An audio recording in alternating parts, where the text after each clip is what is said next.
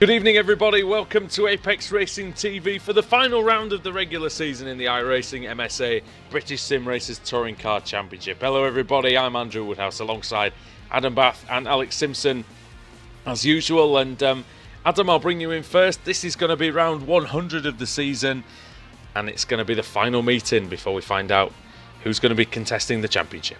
Yeah, it all comes down to this then. We have got quite a few things to run through in terms of possible permutations of drivers getting in the showdown, but yeah, 4 races, probably around the toughest circuit of the year. You've got the long straights, which will provide loads of slipstreaming in the Kia, plus then you've got the mountain section where we're bound to see a few mishaps and maybe a few crucial moments in who gets in the showdown and who gets knocked out. Alex, the reason why this is such a difficult circuit to hold the last meeting of the regular season is drivers are wanting to get locked in, teams are wanting to get locked in, but so much can happen at this track. This is what we were talking about with the Formula Renault, is that, you know, the track can get blocked, there can be some massive accidents, and it's really about staying out of trouble around this very famous circuit, isn't it? Yeah, that's it. And we were talking about, you know, people need a miracle and things like that to get themselves into the showdown. Well, this is the track where it can happen, you know. We can see massive crashes. It's so tight and narrow in places. So many cars on this grid, 47 cars out there tonight, which is pretty amazing. That could, you know, we could see some massive blockages of the track, and who knows what's going to happen there. Quick look at the championship standings then. David Baker leads Wojciech Swiderowicz by 45 points in the main category, with Stelian Chepelewski in 3rd. John Roberts leads the AM category, ahead of Ross McFarlane and Roy Ververke, but it's not really about the standings tonight, it's about who gets into the showdown. And Adam, most people locked in. There's just a couple of drivers, of course, who could squeak in and a couple that could still miss out. Yeah, we're running through them now. David Baker leads the championship standings. He's in on points. Everyone inside the top 5 are locked in. Same for Swiderowicz, who's in 2nd place. 3rd, Stelian Chepelewski. 4th, Richard Gore. 5th, Nicole Foggy. Simmons and Harrod then in 6th and 7th. They are not locked in on points. So if things were to go pear-shaped and there would be a 438-point swing, then those two could find themselves knocked out. Ben Hackerson, Alex Malensky, Dan Kraft, all in on points. Then Michael Hall. Then it's interesting to see because Kip Stevens and Rusty Laidler are then next in 12th and 13th. Those drivers, as we were saying at the top of the show, barring some sort of miracle, they unfortunately should not make it in. In terms of the wild cards, at the moment we have got British Touring Car Champion Ash Sutton in the wild card position, along with Jake Blackhall and Jack McIntyre. And then in the AMS, it's currently Stephen Baxter leading the way there, John Roberts 2nd, McFarlane 3rd, 4th, Atkinson 5th, Baxter, and 6th, Laura Bond. And then we've got 3 drivers outside the top 6 that could still have a chance of getting in. Max Wright has a realistic chance of getting in if anything should happen. Mark Woodhouse as well. Scott Malcolm, things will have to go pretty pear-shaped for everyone in front for him to get in with a shout. And then in the team standings, Apex and CQRS line both in on points. CQR Race Hub also joining them, and ProSim should be the wild card. So yeah, a lot to get through, but I'm sure we'll try and make sense of all of it over the 4 races. 47 cars here tonight, Alex, which makes the task even more difficult. It's not often we've had such a massive grid around this track. No, I can't think of when we've had it. I mean, we have a lot of cars, obviously, in this series on a regular basis, but yeah, this is one drivers tend to avoid. But 47, I mean, that's awesome. Adam, qualifying has gone the way of Nicole Foggy. Well, Nicole Foggy, I think that's his first pole position in terms of qualifying pace. He's on the pole. 2nd, Dave Baker. 3rd, Dan Kraft. 4th, Pete Harrod. 5th, George Simmons. Ricardo Castroledo. Good to see the Frenchman back again in 6th place. Just look at his iRacing. 8,000. 7th, Dan Hunt. 8th, Stelian Chepelewski with a new JCL rig. I'm sure that will help him get towards the front. Diogo Melro in 9th and Pete Newman 10th. Baxter 11th, Andreas Katz is back. Jamie Fluke is still racing with us, but yeah, Fluke was filling in for Katz last week. Michael Hall in 3rd, McFarlane 4th, Blackhall 5th, Gore 6th, Cunniff 7th, Wright 8th, Mark Johnston 19th, and 20th, Ryan Holmes, who won last week at Brands Hatch.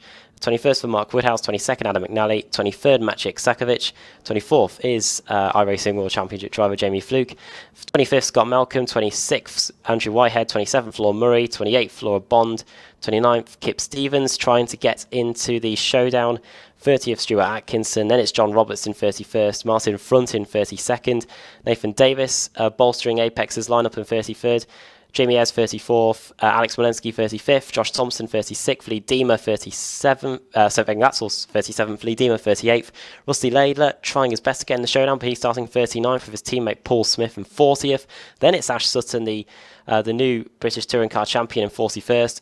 Rizzo 42nd, 43rd Michael Blake, 44th Rob Graham, Matt Bunn in 45th, 46th Thorstein Helgeson, and starting all the way back in 47th place. God knows where he is on the circuit. He's not even near the pit lane entry. It is Thorstein Helgeson starting at the back. All right then, Adam, well done getting through all that lot. And we'll see if the drivers now can get through 7 laps of racing here at Mount Panorama Circuit, round 100 of the season.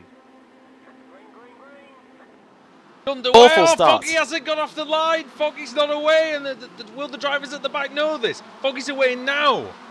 But God knows what happened to him there. David Baker takes the lead, and thankfully nobody smashed into the back of the Northern Lights racing car. And Nico Foggy, pole position. Did the mind go a little bit foggy there, Adam, I wonder? I don't know, maybe he was taking start tips off Mark Webber as they go down the mountain straight for the first time. David Baker in the lead. Perfect start for him Savage. and for CQR. That's savage for the first lap. Oh! Off!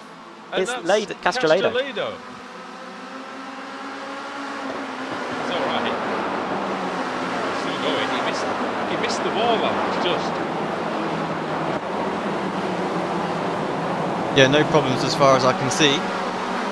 Oh yeah, he's in the thick of it now. Michael Hall getting past him. So that's Castrolado down to 12th. Nico Foggy down to 18th place after that start line catastrophe for the Northern Lights racing car. He's now under extreme pressure from Mark Johnston as we go to McPhillamby Park. One thing's for sure, he's going to have the pace to get some of those positions back. He's having a look at the inside of Max Wright of the top of the hill through Skyline and in towards the downhill section on the mountain. Everyone needs to be really careful. It's so easy to lose the rear, especially on the first lap, Adam.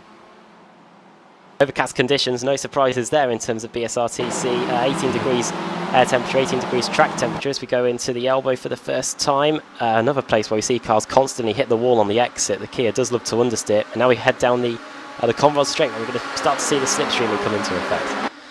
Yeah, just having a look as well. Jake Blackhall was in as one of the wild cards at the moment. As it stands, so is Ash Sutton. And the other one was Jack McIntyre. But I don't believe Jack McIntyre is on the grid tonight. So, Alex, I wonder if it's going to make a difference to him. We'll have to wait and see. I think that's the thing. I mean, yeah, it's just difficult to say until we see what happens in the first few races. Well, It's more concerning. It's whether it affects his percentage of races done, doesn't it? You know, so I would think he'd be okay. It's like Wojciech took tonight off because he knows that it doesn't affect. You know, his chances to get through. He's picked up the points he's going to get. He's going to get in. He's going to get his bonus points and everything else like that. So it really affect the team's championship either. No, not from that respect anyway. Yeah. Van Hunt went wide through the first corner and has lost a position to Pete Newman. That's Newman up into 7th, Dan Hunt down to 8th. Next up behind him is Stephen Baxter with Andreas Katz keeping a watchful eye. Yeah, I think Wojciech's 19 wins will surely put him in good stead in terms of the showdown points.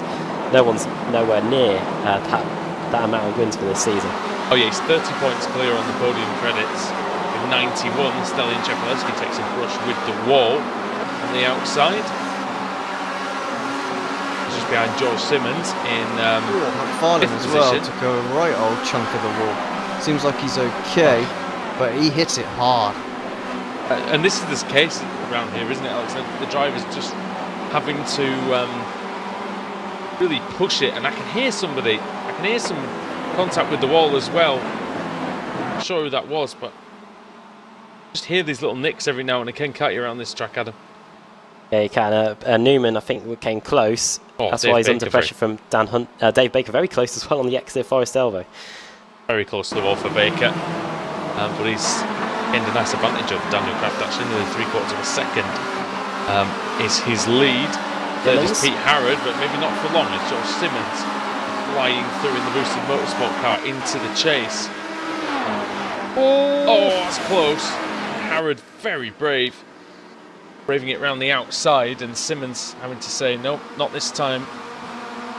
We also saw a shot there of our pole sitter just working his way back up through the field as well. 17th place now. Let's see how far he can get up, see how much pace he's got here. Chepelewski having to go into Murray's, and he's going to get the move done. Well, I thought he was going to get alongside George Simmons coming out of Murray. Simmons surely running less downforce, Adam, because the way he sort of powered past Harrod, at least until it got to a corner, made it look like Simmons was quite light on the rear wing. It'll be interesting to see what the setups the guys have gone for around this circuit. Some may have gone for the downforce around the tight and twisty stuff, sacrificing the speed on the straight, and others have probably gone for the straight line speed. Looks like Cheppy hasn't been able to get a move done into turn 2 Griffin's Bend on the 3rd lap of the race, now approaching the halfway mark already in this 7-lap opening encounter. He got a fantastic run out of Murray's, Alex, and he wasn't able to take advantage of it, Chepelewski, which means that Simmons surely has got a little bit more of a trimmed out car. He's got some front damage on the right hand side as well, and just needs to be careful that he doesn't exacerbate that. Yeah, exactly. Just a clip here and a clip there, you know, and it's just that advantage that he's got potentially with being trimmed out a bit. It's a brave man to do that with up the mountain, down the mountain, but you need that straight line speed. There's a lot of straights here, so. But yeah, if he gets any aero damage just from you know, glancing against the wall, then that'll just be yeah, he'll have a difficult car to drive and won't get any quicker on the straights. The first time ever tonight, Adam, we have a British touring car champion on the grid, Ashley Sutton, after a really amazing campaign this season. To add to the Jack Sears trophy that he won last season, started 41st, up to 26th place. It's one of the harder tracks to overtake on, and he's keeping out of trouble at the moment. But he does have actually some rear damage, so it looks like somebody's been into the back of it at some point. It's no surprise that he's the biggest mover in the field. It's probably not even worth saying, you probably all at home know it. But yeah, up to 26th place now, Ash Sutton, winning the British Touring Car Championship of the weekend. He's now setting his sights on what could be a pretty hectic moment as the Apex car of Whitehead and Davis go wheel to wheel through the chase. Yeah, Nathan Davis, who's a very feisty driver, has to be said. Davis and Sutton together could be very, very interesting indeed. Sutton goes up the inside into Murray's Bend. Can he get the move done on the Welshman? Very late on the brakes. Can he get it stopped? The answer is yes. And car number 116 moves up to 24th place. Nathan definitely has a job to do in these closing rounds of the season, especially the showdown. I know we obviously were talking when we were still in that. Redemption, actually. Yeah, just trying to get him to really just clock up the points and avoid getting any negative points.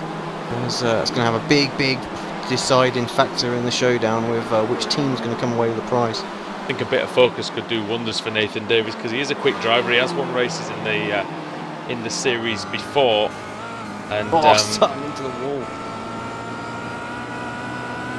But he does lie ridiculously low in the championship for just how many races he's done. He's 41st in the championship, but he has won a race this season. But all those points lost, 12 disqualifications, 19 DNFs, Adam. I mean, it just really racks up. Only 63% finishing rate for Davis. Oh, I heard the wall. That might have been Simmons, was it? It was someone in front of Ash Sutton. He's smashing. Yeah. So there's not an awful lot left of his CQR car, that's for sure. Oh, it was nowhere near Sutton. He's bumped and bashed everywhere, so yeah. Well, just to reel off Ash's wins this season, he won at Brands Indy back in March. He won at Laguna Seca. He's won at Road Atlanta, Virginia International Raceway, Most Sports, Lime Rock Park. He does love the North American circuits, but yeah, hasn't won since Lime Rock Park round 70. Won now round 100. The battle here between Woodhouse and Johnston, 20th place. Down the back straight, Mark Johnston for Alphalatech on the inside, and Mark Woodhouse for GT Omega with Team Mad. Woodhouse concedes the place. Yeah, Johnston was nearly on the grass there as he went through the chase, and just the slightest touch on it will have surely resulted in a big incident. But yeah, that was a good move. And here comes Brian Holmes. Brian Holmes, the winner last week at Brands Hatch. Once again, I'm sorry, Brian, but yeah, going for the final corner. Davis has stayed with Sutton actually, so I wonder if Ash has maybe hit one too many things are out there, like Alex was saying. It's one massive train, isn't it, from Jamie Fluke onwards as well. Jamie Fluke, I hadn't spotted him. Jamie Fluke in 18th place, yeah. Running through the cars there out of the race. Alex Ever didn't start. Rizzo's in the pits. Smolensky, Bond, Bunn, Sakovic, Martin front. Andrew Whitehead, I didn't see what happened to him. Whitehead must have been out just on that lap because he just got passed by Davies and Sutton, and he had a completely clean car, so I'm not really sure what's happened to him. Laura Bond, incidentally, that could be quite a costly DNF for her by the end of the night. That's Fluke clouting the wall on the cutting. Oh dear, just had a look at Whitehead's crash. I don't know who the stewards are going to blame for that. I might want a second opinion on that. Who was it with? It was with the Fanatec car Sven Glatzel.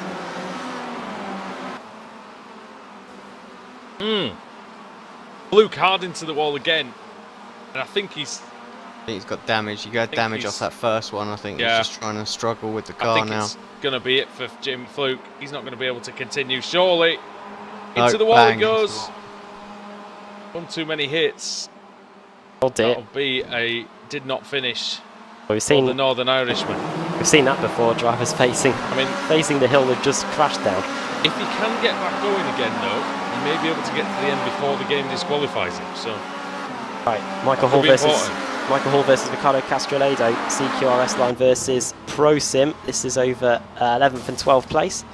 Castrolado, a veteran of the iRacing World Championship Series, and Hall, very experienced in the Kia Optima. Great defensive skills and offensive skills as well.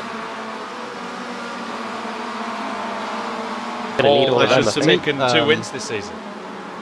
It was a pleasure to meet Ricardo, wasn't it, at the Expo? Nice bloke. Yep. And I did try and bully him into coming back to the touring cars, and it looks like it's worked. So we just need Rasmussen back now. Yeah, although I think that ship sailed, don't you? So that one, although we thought Ricardo might not be taking any further part in this series, so he's trying to get Pro Sim into the showdown. They need 575 points to overhaul CQR Race Hub, as Simmons goes side by side with Harrod, and Stelin Chepelevsky paying close attention as well in his new rig. Looks like it's serving him quite well, as he was 8th in qualifying, and his 3 positions gained for him. And Wright trying to go around the outside of the booster car. It's almost impossible to do that in the cutting. Is he going to do it? He stays alongside, and this is absolutely brilliant, Adam. Simmons blinking in and out, no surprises there, but he is through over the top of the hill, and yes, Stelin Chepelevsky through into 4th position. Fantastic. It's an amazing move. I've never seen somebody go around the outside there. If you can get it done, if you can just stay alongside, you will have the inside line for the right-hander, and Chepelevsky was able to do that well, and yeah, now he's just 1 position off a podium, but he hasn't got too long to do it. It is a long lap around here, but yeah, we've only got 1.5 laps to go. He wants to try and get past Pete Harrod, but he looks like he's on a charge, saying Chepelevsky. Stephen Baxter took the AM category in the BSR Formula Renault Championship Tuesday night, and he has took 3 positions in this race, up from 11th to 8th. He's just behind Daniel Hunt in the Pro Sim car. And Baxter very close to the wall as he goes through Forest Elbow. Starting to heat up as well in the battle for the lead. Dan Craftsman putting in some pretty good laps. 2:11.7 on that last one, and he's now close to within 3 or 2 tenths of a second of his CQRS line teammate. I think he's just got himself in that window, Alex, where he that gets was exactly within. my thinking. I think he'll just stay there. I don't think those two are gonna do anything. You know, need the points, I suppose. Yeah, I mean Kraft probably more so. Baker's obviously locked in. Actually, I think Kraft's locked in as Kraft's well. In. Yeah, Right. Kraft's in as well. 10th, so they can have a bit of fun out there if they wanted to. But there'll be extra podium credits for the drivers and for the team's championship. They don't want to be throwing those away. Yeah, looking at the podium credits, Apex will have 189 credits going into the showdown compared to CQRS line's 147. So a 1-2 will definitely do well to close that gap up. We have seen meeting by meeting just how close the team's championship can be. We're on to the final lap already, gentlemen. It hasn't taken too long at all.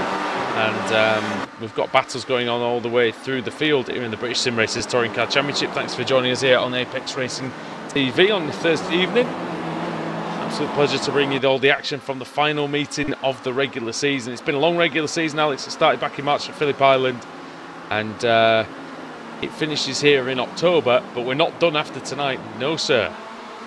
No, still got the showdown, so the business end of the season to go. So where all the drivers need to make sure they're available, and yeah, points means prizes, don't they? Then, so it's going to be good. That is it, sir. That is it indeed. And out under pressure now from Stallion.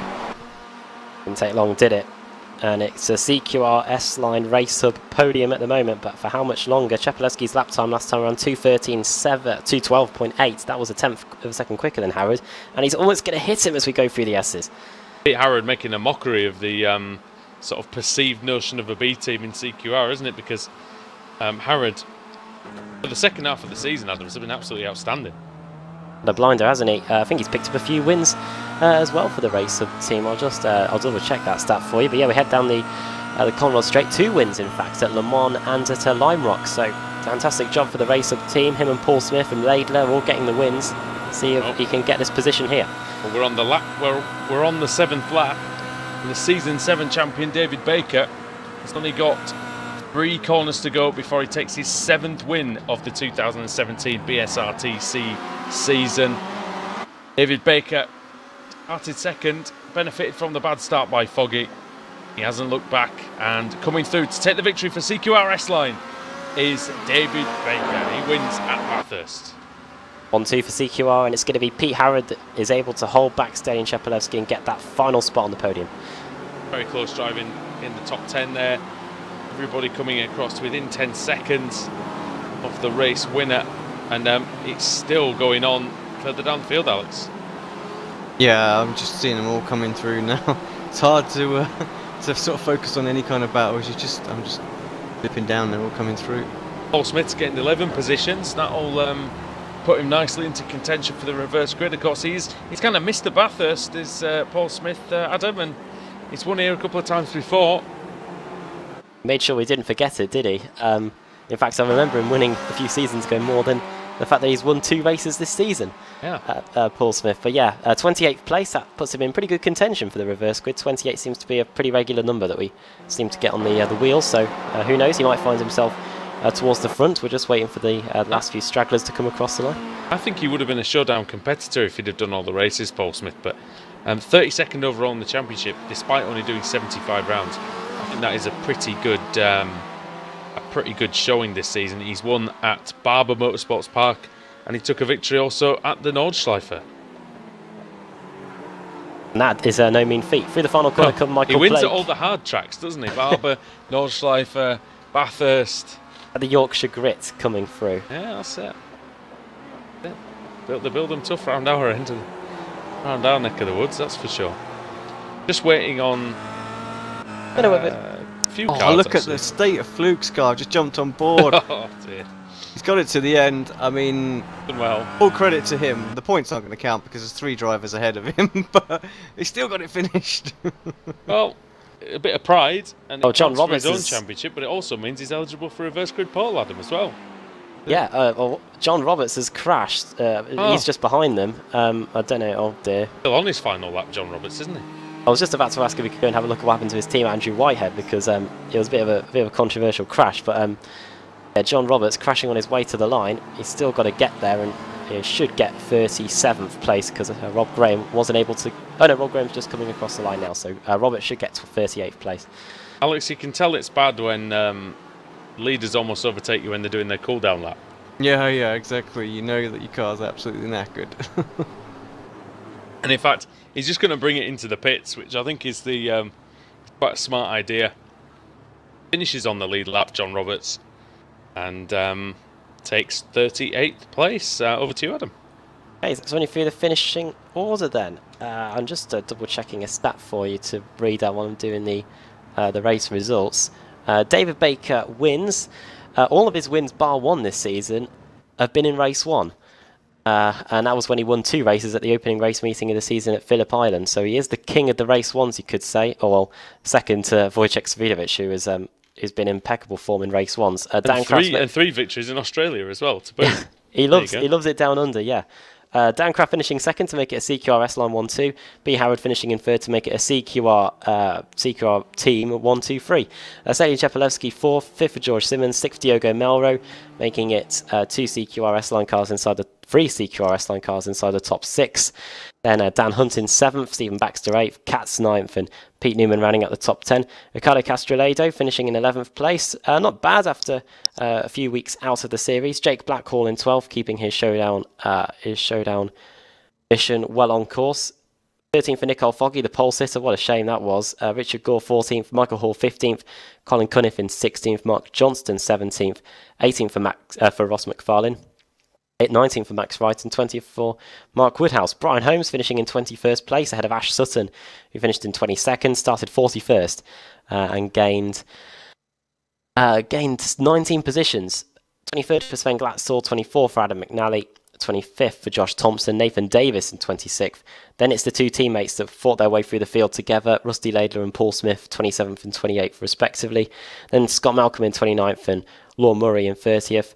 Kip Stevens 31st, Jamie Ayres 32nd, Stuart Atkinson in 33rd, Michael Blake in 34th, 35th for Lee Deemer, Jamie Fluke's car was battered but he still finished in 36th, Rob Gray in 37th, then it's John Roberts who limped back into the pits and finished in 38th, the last car on the lead lap and the last classified finisher, because after that we've got Andrew Whitehead 3 laps down, collided with the Fanatec car Sven Glatzel down the Conrad Straight. He finished 3 laps down.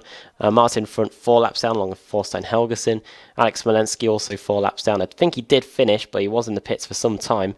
Maciek Sakovic 5 laps down in 43rd. Matt Bunn, Laura Bond and Cesare Rizzo all out on the opening lap of the race. And Alex Everett didn't even take the start. He finished in 47th. Well, extra stats about Dave Baker's season, Alex. That was his 51st top 10 in 100 starts and his 80th top 20 finish, which is actually 11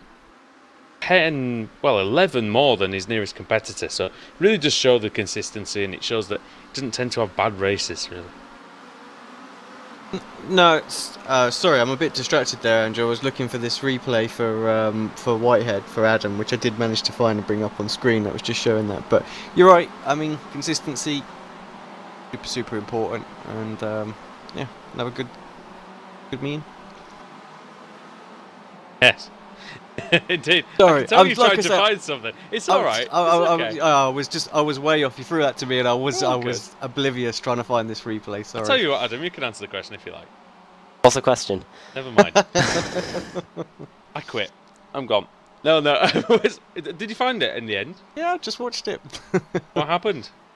Yeah, just side by side down the straight, and just looked like a little bit of like netcode contact between the two of them, and then they just sort of got spat off in different directions, and Whitehead heavy into the wall. So, yeah, wheel time.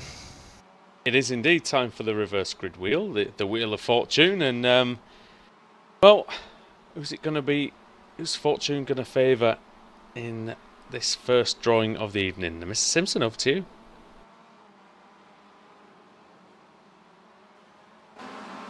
Right, here we go. Yeah, if I can. Right. See what we get. Some spins. Missed the full. Gonna be 26th or 34th. I think it's gonna be 34th. Yeah, it's quite comfortably in the end.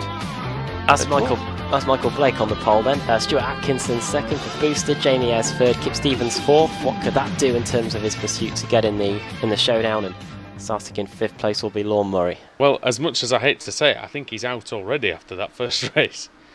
So there's less than 300 points, or just a tiny bit over 300 points available, and I don't think Kip Stevens or Rusty Laidler, in fact, can make it. So I do believe that George Simmons, Pete Harrod and Michael Hall might be in. We'll have to get some confirmation of that soon. But yeah, Michael Blake, he'll be starting from pole position, trying to get some points on the board for Alphalatech. Stuart Atkinson, what can he do? He's locked into the AM Showdown. He'll be looking for a good result here to get some credits on the board. Alright everybody, we've got 3 races to go still tonight here on the Apex Racing TV. The iRacing MSA British Sim Racers Touring Car Championship Join us again after the break when we continue the night's action from Bathurst.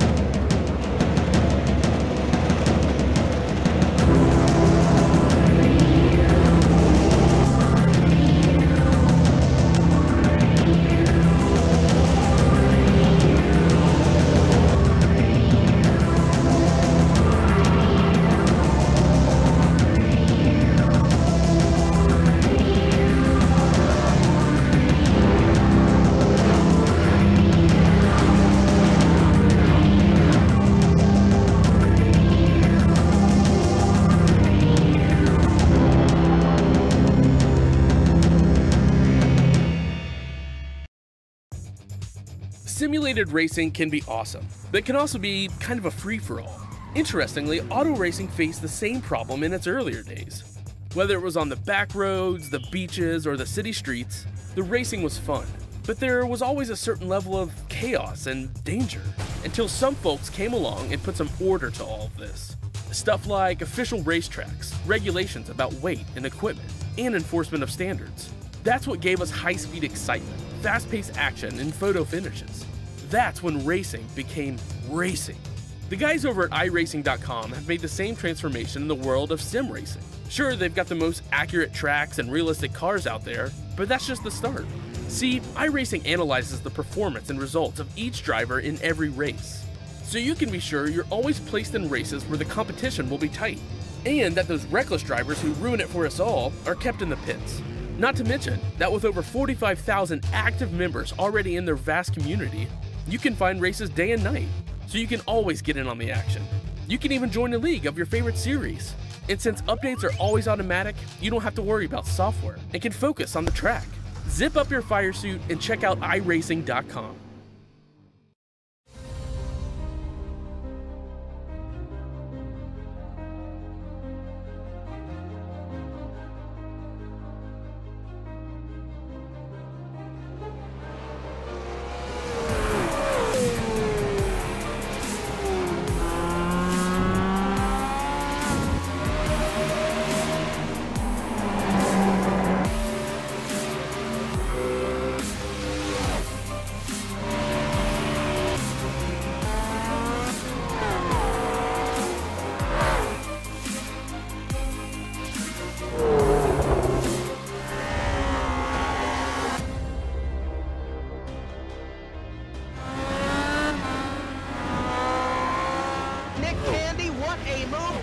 in the outside, contact made, 56 slides it into 4, who's going to be into stripe, dead even, give it to Ryan Truex.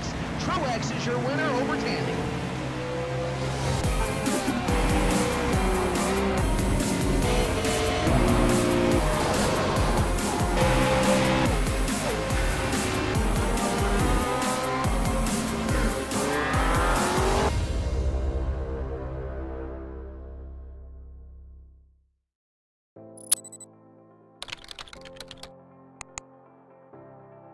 iRacing.com is a sim racing game that combines a true-to-life racing experience with an online community of virtual racers from all over the globe. iRacing offers a multitude of officially licensed cars and tracks, laser scanned with millimeter accuracy. Their car models and mechanical systems are based on real-world physics and engineered in cooperation with manufacturers and race teams. iRacing's web-based interface allows members to compare stats and test drive any combination of car and track instantly. Their skill license system ranges from rookie to pro, ensuring members are always pitted against those with similar skill sets. Members are able to sign up for a weekly race series, compete in time trials, host a private race with friends, and participate in racing leagues created and run by the community. With over 60,000 members, iRacing works in partnership with renowned motorsport organizations like SRO Motorsports Group to deliver virtual races based on the real-life Blancpain GT series. iRacing's Blancpain Endurance Series features team racing, giving members the ability to build a team and participate in races ranging from 3 hours to 24 hours. Additional partners include NASCAR, IMSA, V8 Supercars, IndyCar, allowing members to race in their very own 24 hours of Spa, Bathurst 1000, Daytona 500, and many more. iRacing.com, delivering the most authentic racing experience short of getting into a real race car.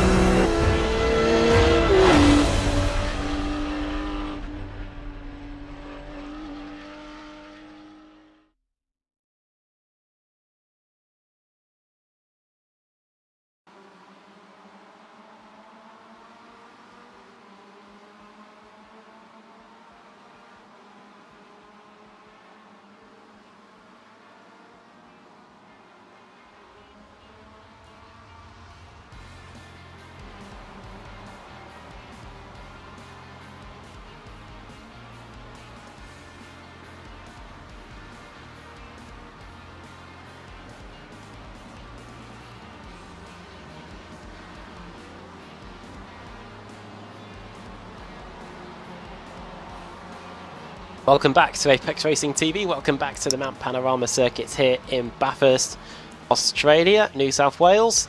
Getting set for the second race of the day in the BSRTC, the final race of the regular season before we get the showdown underway next week. We head to Suzuka at the Japanese Grand Prix this weekend. We thought we'd go there next weekend. And then, yeah, Watkins going to follow after that. Monza, Sebring, Interlagos, Road America and Daytona. And Alex, that showdown, it poses a whole load of different threats each race meeting. Sorry, Adam. You're going to have to repeat that. Okay. I was just running through the calendar. Again. The calendar for the showdown, Alex, and each different track poses a different challenge for all the drivers. But I think every track we go to this season, you know, is very, very different, and a lot of people looking from the outside in, you know, it's a different car to drive. The Kia gives you so many different challenges. You know, the front wheel drive, the understeer that you get coming off. I didn't really have a proper appreciation until I did Le Mans, you know, and it's such a challenging car to drive, and you know, this is why it takes people coming in just the you know, those 6-7 weeks, you know, you see the quick drivers start to build up, get towards the front, because they have to just sort of figure out how to get the best out of this car. So yeah, looking forward to seeing how the showdown pans out. Like I say, it's good that they've chosen all sorts of different tracks, from high speed, tricky slow speed turns, and all sorts out there, so should be good. There was a rumour, Andrew Woodhouse, joins us just now, that Snetterton could make its way onto that calendar. I don't think it has yet. We might get a surprise, but that'd be a welcome addition. It would have been, yeah. I think it would have been a smart option to put Snetterton on the calendar. It's made for touring cars, and I do think they should reconsider that. That would be a great showdown round. We've only got 30 seconds to go before the start of the race, so we'll run you through the starting grid. And Michael Blake takes pole for Alfa Latek off the reverse grid wheel. Stuart Atkinson second, Jamie Ayres third, Kip Stevens fourth, Lon Murray fifth, Scott Malcolm sixth, Paul Smith seventh, Rusty Laidler eighth, Nathan Davis ninth, and Josh Thompson in 10th. Looking down the field, Ash Sutton starts 13th. And then Michael Hall 20th, Jake Blackhall 23rd, Ricardo Castellino 24th, Andres Katz 26th, Dan Hunt 28th, Josh Simmons 30th, and David Baker down in 34th place.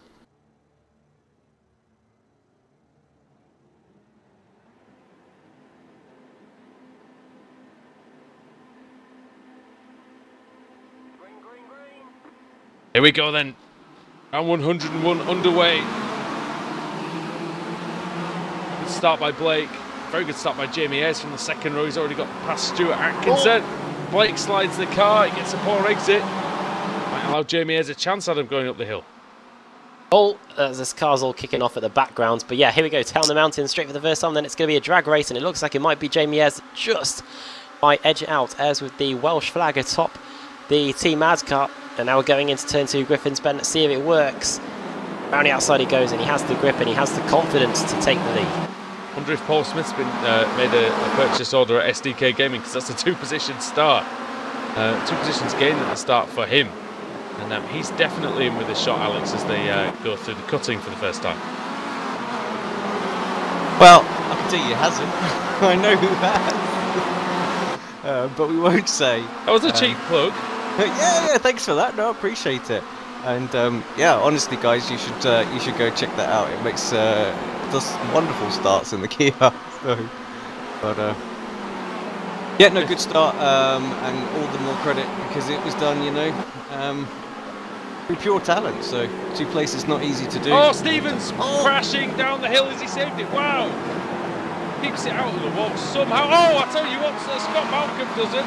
Oh dear. Just up Someone's facing the wrong way. The track is blocked, ladies and gentlemen. Oh, it is stationary. Track is blocked. There needs to be a safety car, surely. Well, who else is in? We've got an Apex car involved. That is number 5, Stelian Shepalevsky. It looks like the bottleneck has been shifted somewhat, but a few cars were damaged. Jamie Fluke, one of them as well. No safety car. I'm absolutely flabbergasted by that decision, but I guess they're letting them get on with it here on Apex Racing TV. BSRTC.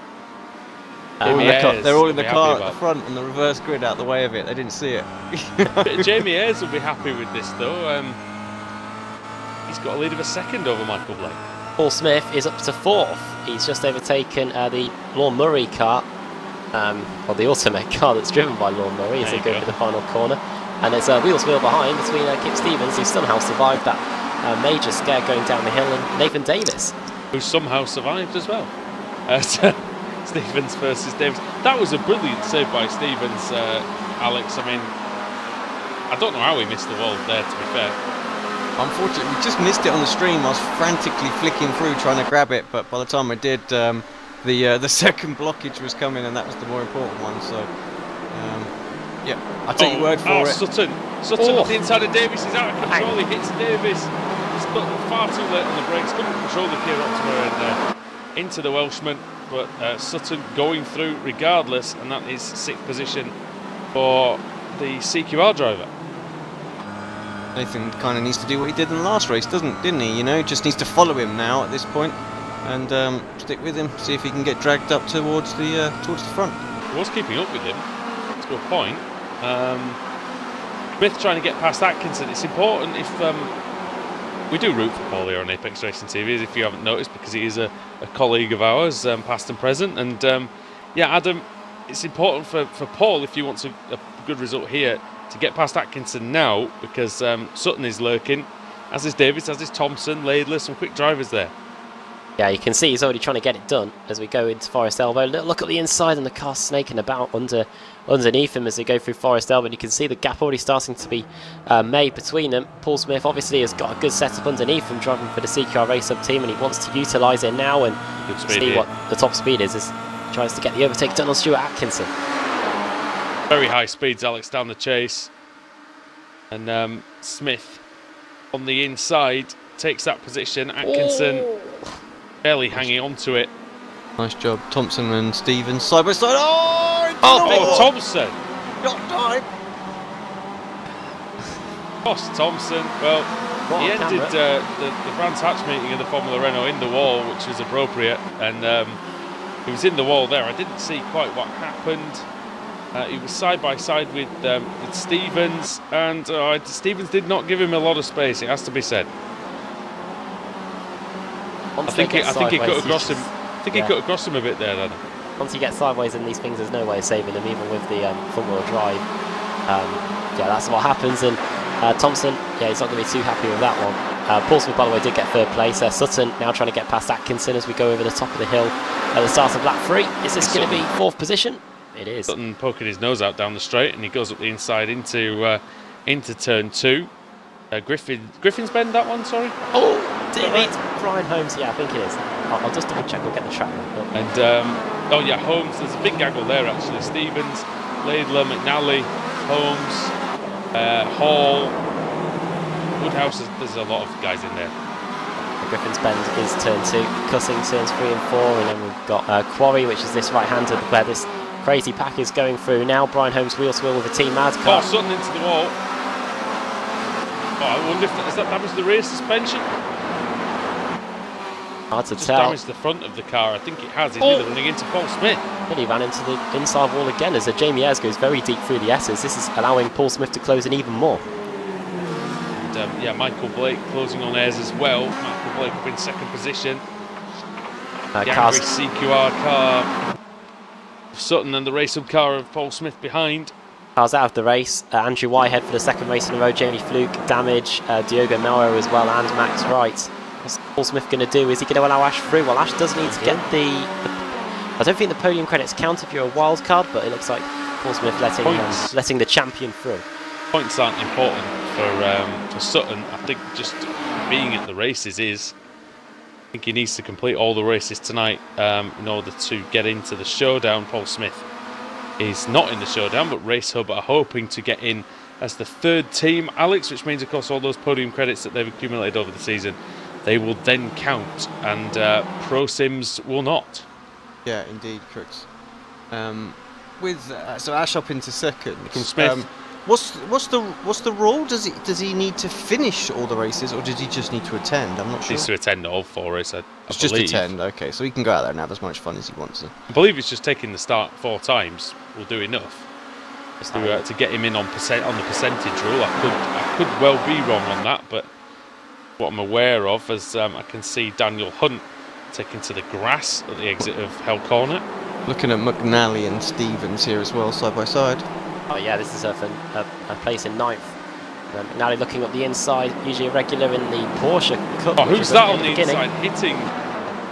It's got to be Johnston, isn't it? Johnson. Stevens, Alex, who was very involved in the racing in race 2 in the Formula Renault the other night, isn't he? And he's been in the thick of the action here as well. Oh my goodness me, it's all kicking off behind them as well. It's we've got some Northern Light racing cars. Oh, yes. McNally into the wall. He rolls over. Is he going to survive getting stuck on the fence? He's not. He's high centred. And he's gone. There's nothing he can do. Adam McNally over and out. Be a long walk back to the pits. At least it's downhill. But yeah. Adam McNally, as Stevens now has to put up the defence from Johnston. It's all kicking off now. Look at this group: Woodhouse, McFarlane, Hall, Cunniff, Newman, Foggy, Katz, Chepelewski, Hunt, Gore, Blackhall. Kraft is the last man at the back of this pack, and then Michele Casciolino is 1 second behind. It is some contact at Forest Elba. Oh yeah. I wonder if that was Pete Newman going into the wall. Yeah, either Pete Newman or Chepelewski or Foggy. Foggy's car does look heavily damaged, and he is losing a few positions. Ash Sutton's taken the lead, by the way. Jamie Ayres losing it going into the chicane, and Ash Sutton takes the lead. Well, Ayres fighting back now on the outside. And every day you fight a British touring car champion. Sutton's missed the corner, so Ayres might have a chance to go back up the inside here. Into Hell Corner. Sutton cuts him off. I wonder if Ayres should just stay behind Alex now, wait for the toe down the straight. Yeah, I'm just watching a replay of how it happened. So Ash try and get him on the brakes. Out of the slipstream into the chase, and yeah, late on the brakes and gets the job done. Good overtake from him. Ayres right in the slipstream of Sutton now. He's picking up the speed. Adam going under the bridge and do that big dip on the straight. Sutton defends hard now. He has messed up turn 2 a couple of times so far in this race, and Jamie Ayres very, very close, very fast driver in his own right, manages to get through. Might have even been a little nudged to the back of that CQR car. Pull into the wall, and he's been hit by Davis as well. Oh, Nathan Davis. I don't think Nathan could do anything about that. To be fair, it was just Paul ricocheting into the path. Oh yeah, I mean, there's never anything you can do if someone crashes there. CQR bangs to rights. All trying to get the move done, I think, around the outside. Jamie Ayres going into there and got out on the dirty stuff and was into the wall. This has separated everyone out now. It's Sutton and Ayres, and then everyone else. Smith, Davis.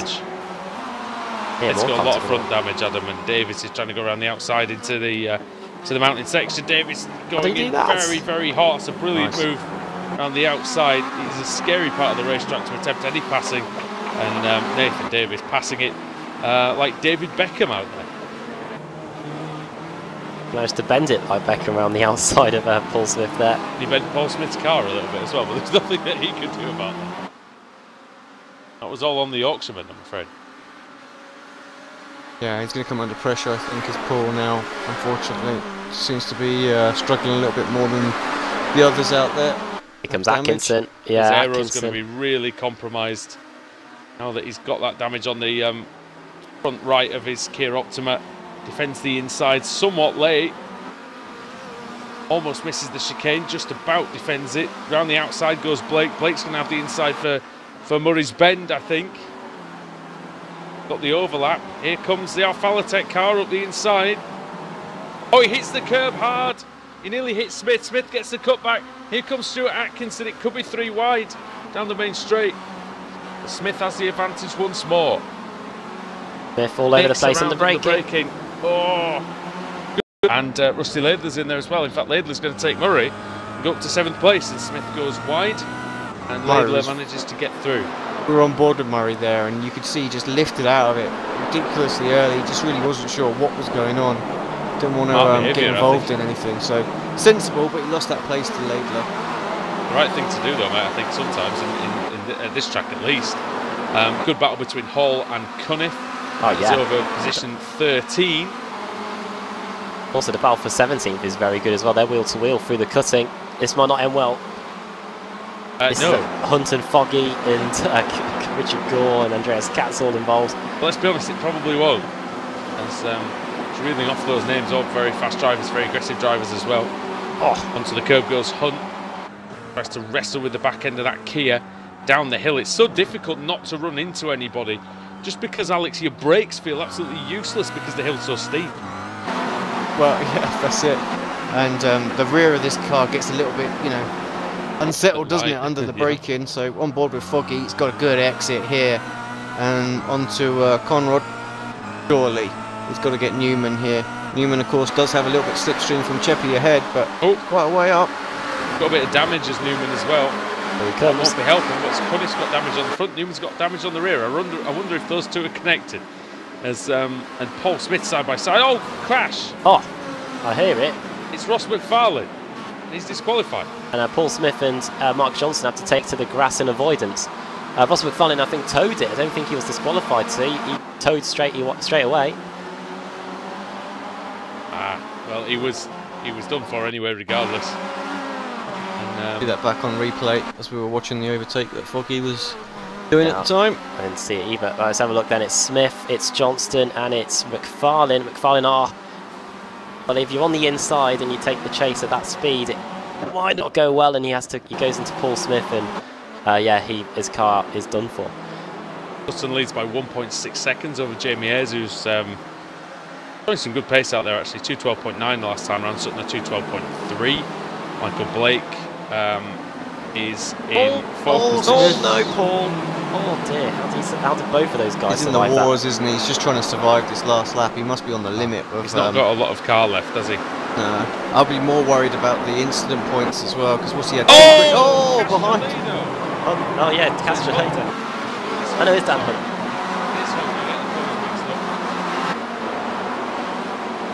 Daniel Hunt absolutely flying in there sideways. Not a lot of damage done. But these drivers are so fast, Alex, in this car that they're really having to drive on the limit, and that's why we get such massive accidents here, because the drivers are they're having to thread this Kia through the walls at impossible speeds. Yeah, I mean, you got from 8th place down to 28th place. The cars are separated by half a second only. You know, each Crazy, car. it's So 10 seconds, I think, yeah, the whole thing. One crash at the front of that. You know, how is that pit pack meant to avoid it? This is why we see huge, massive crashes. Oh, talking about crashes, I hear someone into the wall. That looks like a GT Omega car. I think it's Woodhouse, is it? Chapelowski got turned sideways as well, going through Forest Elbow. That's why he's lost a bit of ground to Johnston and Hall, but Hall's trying to get past Stevens on the last lap. Those two must have hit each other then, I reckon. Here we go then, final corner for Ashley Sutton. Race went past very, very quickly, as did Sutton going past the field. And the British Touring Car Champion, Ashley Sutton, takes the win here in race 2 from 13th on the grid. A good performance by him. Jamie Ayres in second place. Nathan Davis rounds out the podium. That is exactly what the doctor ordered for the Welshman. Stevens is somehow holding the world. Yeah, Stevens held the world back, I think, to finish in it was in 8th place. Paul Smith losing more positions, I think, as we come to the line. He is 17th. Look at this gaggle. Wow. That is ridiculous. Look at that. Coming across the line. No coming across. Castrolino out on the final lap. DQ. Qualified or as a crash. Yeah, DQ for Castrolino. And look at this to the line. Oh, Graham's out of fuel, I think. Or, yeah, did he lose a place to Helgeson? I don't think he did. I think he just made it. Yeah, by just less than a second. Out of fuel, though, the Scotsman. Matt Bunn, last car across the line. I think we're waiting for Diemer and Glatzel. They're just coming through the final corner now. Diemer set to get 34th position, and Sven Glatzel now on his way to what will be 35th. Laura Bond disqualified, Adam, as well? Laura Bond, no, crashed. She crashed out. Crashed, so she's going to complete the... she's going to be classified then, 38th. Final car classified and will be eligible for the reverse grid pole. But Adam, first victory since being a champion for Ashley Sutton, and it was well taken, wasn't it, from 13th on the grid? And at this rate, he could be in contention to do the double British Touring Car and British Sim Racer Touring Car champion if he gets the wild card and gets into the showdown, which it looks like he's on to do at the moment. On the finishing order, Ash Sutton takes the win, second win for the evening for the CQR team. Just looking through the stats, I don't think any team has won 3 in an evening. Shows you the power of the reverse grid. Oh no, I do lie. It is CQRS line. Back at the opening race meeting of the season, Dave Baker, Dan Crafton, Dave Baker again at Phillip Island. So maybe it happens in Australia. Ash Sutton wins. Second, Jamie Ayres. Third, Nathan Davis. 3 different teams there on the podium. Fourth, Michael Blake. Fifth, Rusty Laidler. 6th for Stuart Atkinson, 7th Floor Murray, 8th Kip Stevens, 9th Michael Hall, and 10th Stalin Chepelevsky. Some insane gaps here. I'll tell you about it after we've done the top 20. Johnston 11th, 12th Cunniff, 13th Mark Woodhouse, 13th Foggy I should say, 14th Mark Woodhouse, 15th Pete Newman, 16th Cat, 17th Paul Smith, 18th Dan Hunt, 19th Richard Gore, and 20th for Jake Blackhall. From 8th all the way down to 20th, separated by just 3 seconds. 21st, Dan Kraft. 22nd, Dave Baker, the 2 teammates, the drivers that finished 1 and 2 in race 1. 23rd for Brian Holmes. 24th, George Simmons. Stephen Baxter, 25th. 26th for Maciek Sakovic. 27th, Alex Malensky. 28th for Pete Howard. Rob Graham, 29th, and 30th for Forstein Helgeson. 31st, Alex Everett. 32nd, John Roberts. 33rd, Matt Bunt. 34th, Lee Deemer. 35th, Sven Glatzel. And then the car's 1 lap down or more. Ricardo Castronedo disqualified on the final lap of the race. 1 lap down. Ross McFarlane 1 lap down as well. He crashed. Laura Bond also a lap down. She too crashed. Adam McNally, we saw what happened to him on the exit of the quarry corner. Literally stuck on the wall. Stuck on the fence, you could say. 3 laps down, Adam McNally. Also 3 laps down, Cesare Rizzo. Martin Front 4 laps down along the Max Wright. Then Josh Thompson 5 laps down. Jamie Fluke 6 laps down along the Melrow. Andrew Whitehead hoping for better form in the remaining 2 races. And Scott Malcolm as well out on the opening lap. Out in spectacular fashion as well, Scott Malcolm. So he won't be eligible for the reverse grid draw. But Alex Simpson, well, several other drivers are. And it's up to you to find out who that's going to be. Bring it up, give it a spin. Not such a wild spin this time. Oh, the fall's in play. I think we're going to miss it, but it's still a large one. 40th it's going to be. Indeed it is, 40. That's going to give pole position to Laura Bond, I believe, because last car classified, only 38 finishes. Only, who says. But the Pro Sim driver is going to get the chance to what she can do around Bathurst. And then in second place will be Ricardo Castrolido, Sven Glatzel in 3rd, Lee Deemer 4th, and Matt Bunt in 5th.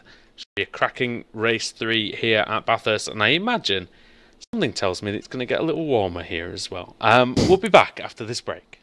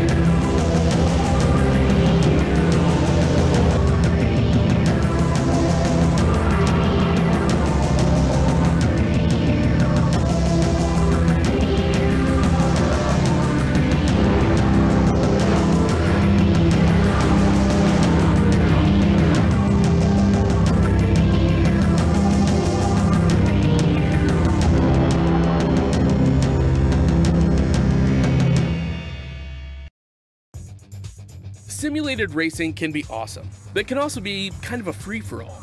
Interestingly, auto racing faced the same problem in its earlier days. Whether it was on the back roads, the beaches, or the city streets, the racing was fun. But there was always a certain level of chaos and danger, until some folks came along and put some order to all of this. Stuff like official racetracks, regulations about weight and equipment, and enforcement of standards. That's what gave us high-speed excitement, fast-paced action, and photo finishes. That's when racing became racing. The guys over at iRacing.com have made the same transformation in the world of sim racing. Sure, they've got the most accurate tracks and realistic cars out there, but that's just the start. See, iRacing analyzes the performance and results of each driver in every race, so you can be sure you're always placed in races where the competition will be tight, and that those reckless drivers who ruin it for us all are kept in the pits. Not to mention that with over 45,000 active members already in their vast community, you can find races day and night, so you can always get in on the action. You can even join a league of your favorite series. And since updates are always automatic, you don't have to worry about software and can focus on the track. Zip up your fire suit and check out iRacing.com.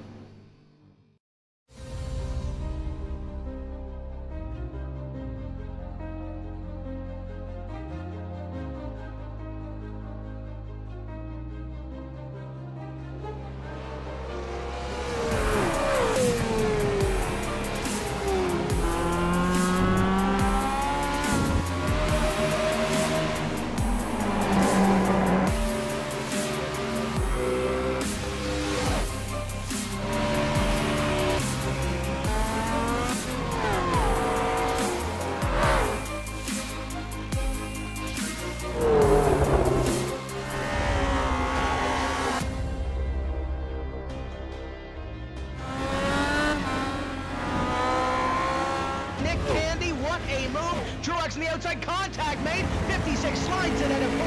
Who's going to be at the stripe? Dead even, give it to Ryan Truex. Truex is your winner over Tandy.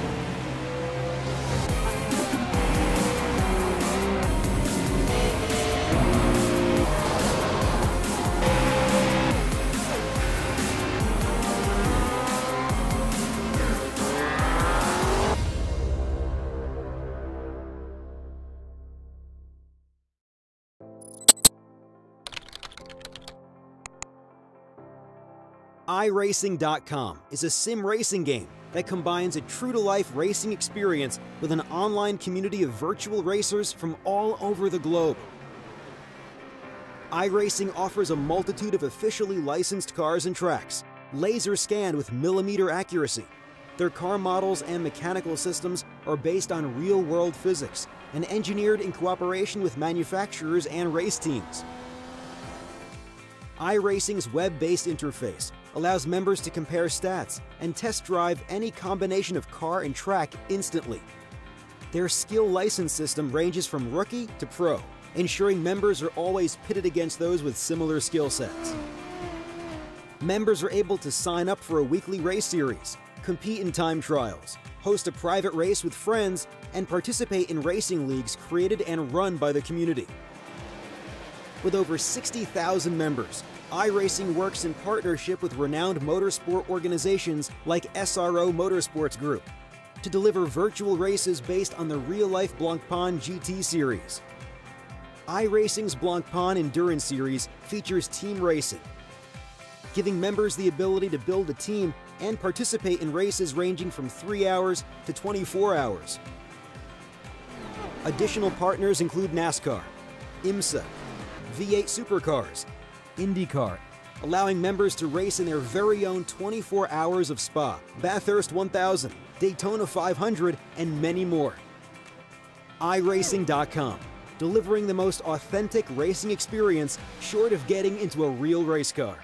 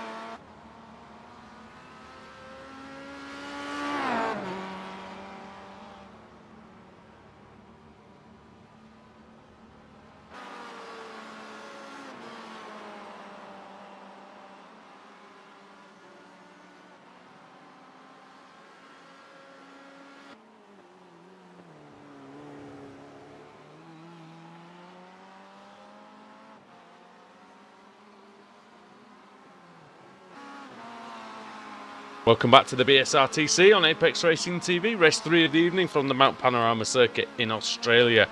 Here on iRacing Live, Andrew Woodhouse alongside Adam Bath and iRacing World Championship driver Alex Simpson. And Alex, we're here again for race 3. It's still cold out there. The drivers are going to still have to be very, very careful at the start. Yep, absolutely. First couple of corners, although they definitely doesn't seem as bad with this new build. I see far, far less of it than we used to. So, unfortunately, I think these couple of corners, they're not those sort of like medium speed, sweepy corners that really make the rear end come out on you. No, it's kind of like 90-degree left and a 90-degree right, you know, so it's kind of helpful in that sense. But of course the uphill section, that's when it gets a bit tricky. But from what I can tell, the new build actually, yeah, if the tyres are already good to go by then. All right, thanks very much for that insight, Alex, and I'm sure we'll see that as the race goes on. Down to the grid then, Laura Bond on pole with Ross McFarlane second, Ricardo Castrolido in third, Sven Glatzel fourth, Lee Diemer is in fifth, Matt Bunn sixth, John Roberts seventh, Alex Everett eighth, Thorstein Helgeson in ninth, and Rob Graham in 10th. Here we go then. Laura starting from the pit lane. Bond not taking the start then from the grid, so it's Ross McFarlane who's going to lead us away.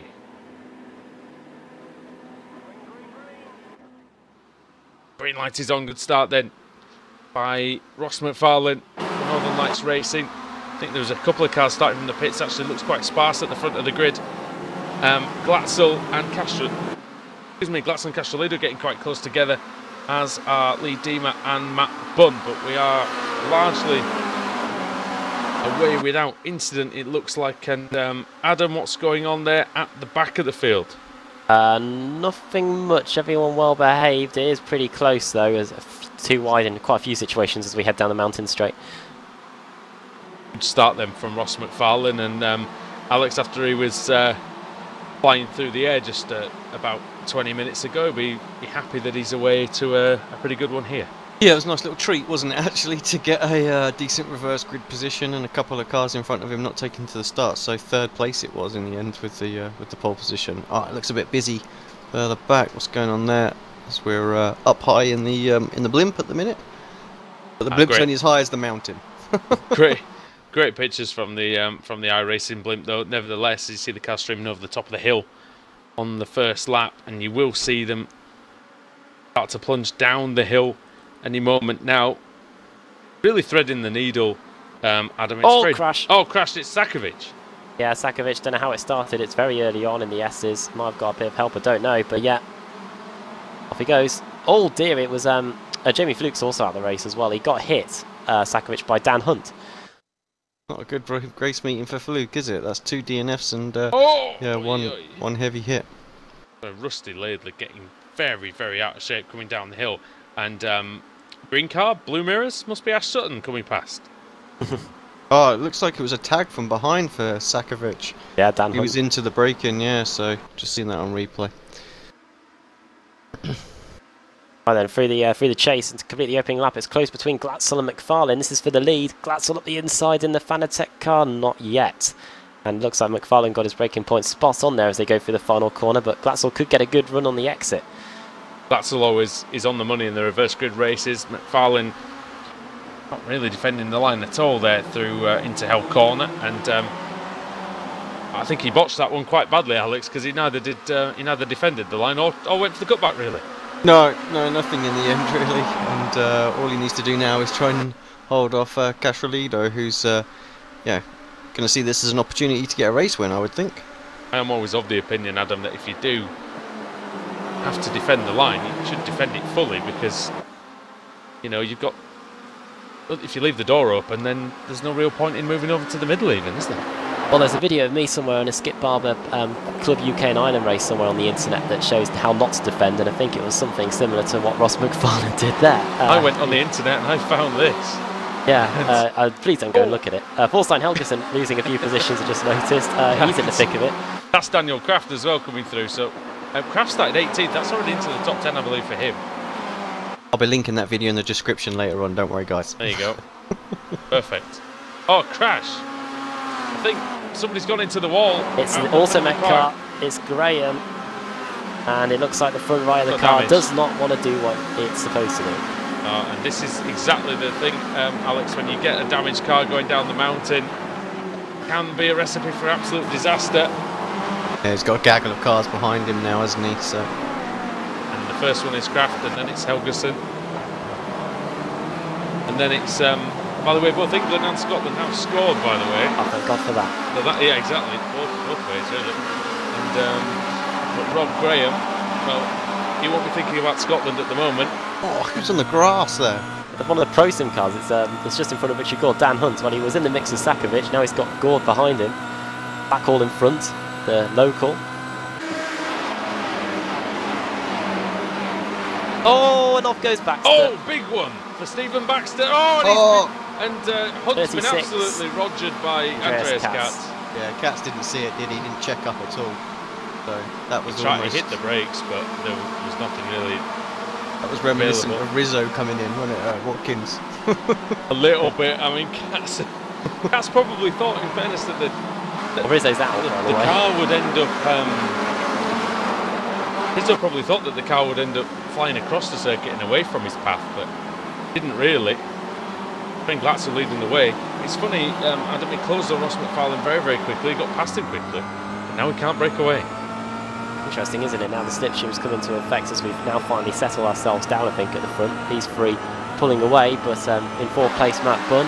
What's his lap time's been like? He was 2:11.8, which was almost as quick as Glatzel, and that's without any slipstream help. So I wonder if the C-Car S-Line car could gate crash the party. We are just about to approach the halfway mark of the race, and CQ are trying to get to the front to make it 3 wins out of 3 tonight. Cali Castrolido going well for Pro Sim in P3, the French driver, former iRacing World Championship driver. Alex has had several races against him. What makes him so good when he's out on the track? It's hard to say. It's a bit of a full package, I think, for Ricardo, to be fair. Very, very quick. Can be consistent. I mean, he's come on a lot since when we were racing together. Perhaps made too many mistakes there, but he's matured quite a bit now. And in the sort of tin top cars, he's phenomenal now. So not that he's quick in the open wheelers, but you know, this is really where he really lays down the gauntlet to other drivers to come and beat him, sort of thing. He's going through McFarlane here, Alex. He's on the outside into the chase. Very fast part of the course here. Adam, we're doing over 270 kilometres an hour, nearly heading into there. That's over 160 miles an hour. Around the outside, nice. Great move. And yeah, Castrolado through in second place, but the gap to Glatzel is now 1.5 seconds. Got to get that gap down and try and pull away from Ross McFarlane, who's having a little look and maybe trying to get that second place back. But for now, as we start lap 4, Castrolado up into second. Button has joined the party as well. There's another little battle going on. Baker, Kraft, Dima, all around there at the moment. So, and I think Baker just got himself past Lee. Lee didn't really defend that at all.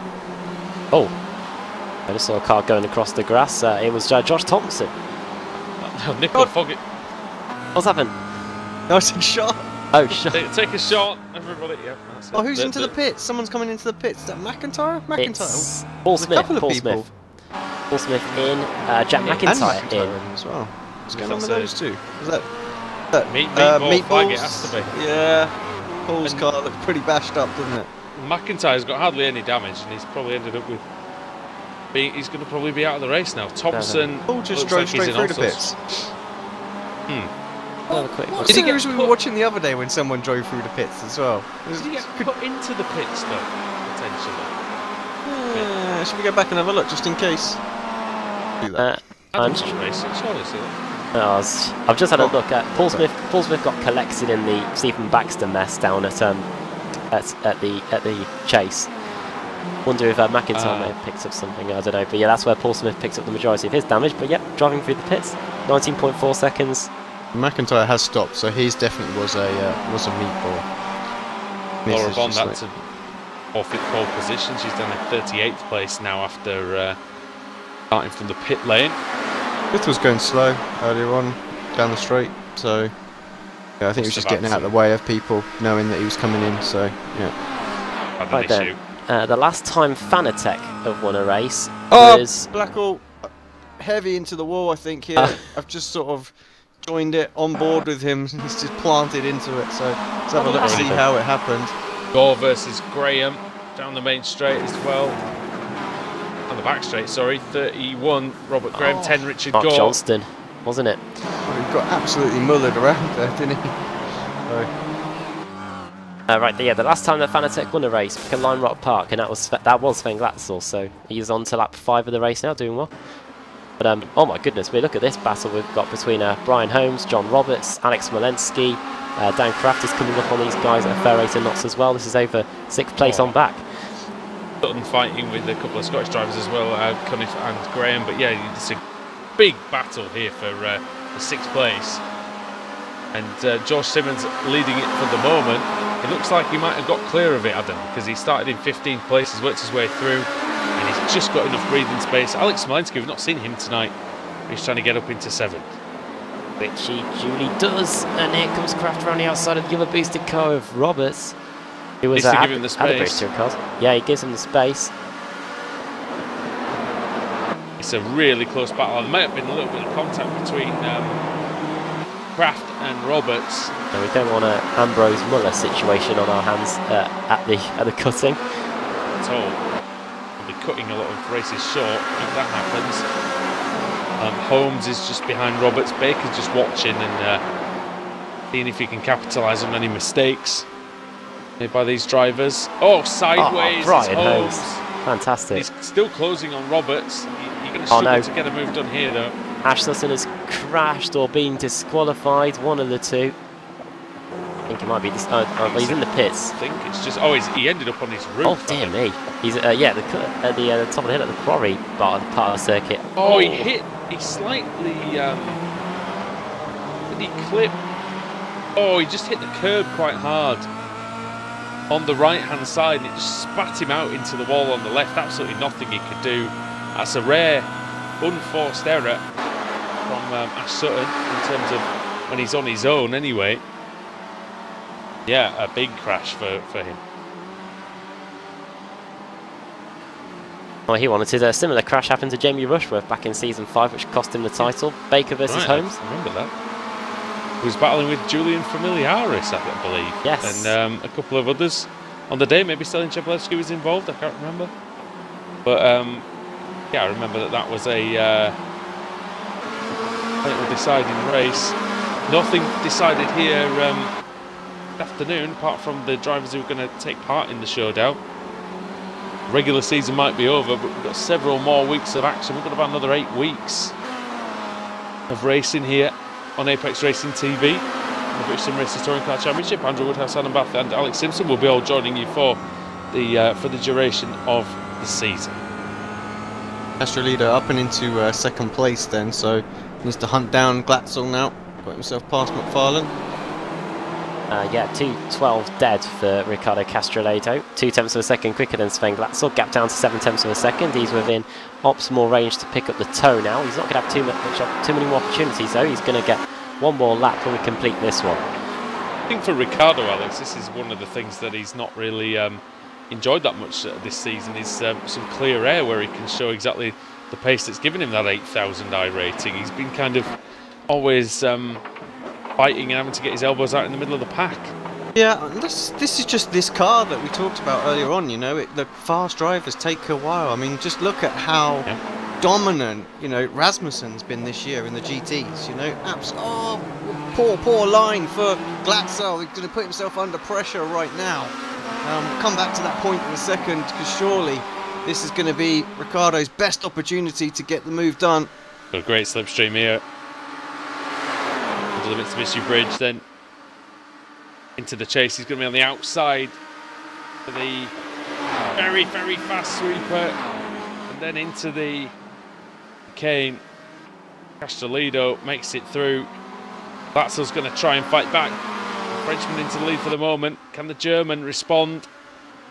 He'll have to brake very late into Murray's, Adam, if he wants to size up the Pro Sim driver. I think we're in for a pretty good last lap here, because Glatzel and Castrolado are pretty evenly matched over the line we go. Matt Bunn isn't too far away either. He was the quickest guy of anybody on that final lap. On the grass, and Glatzel's going for the move. Makes slight contact with him.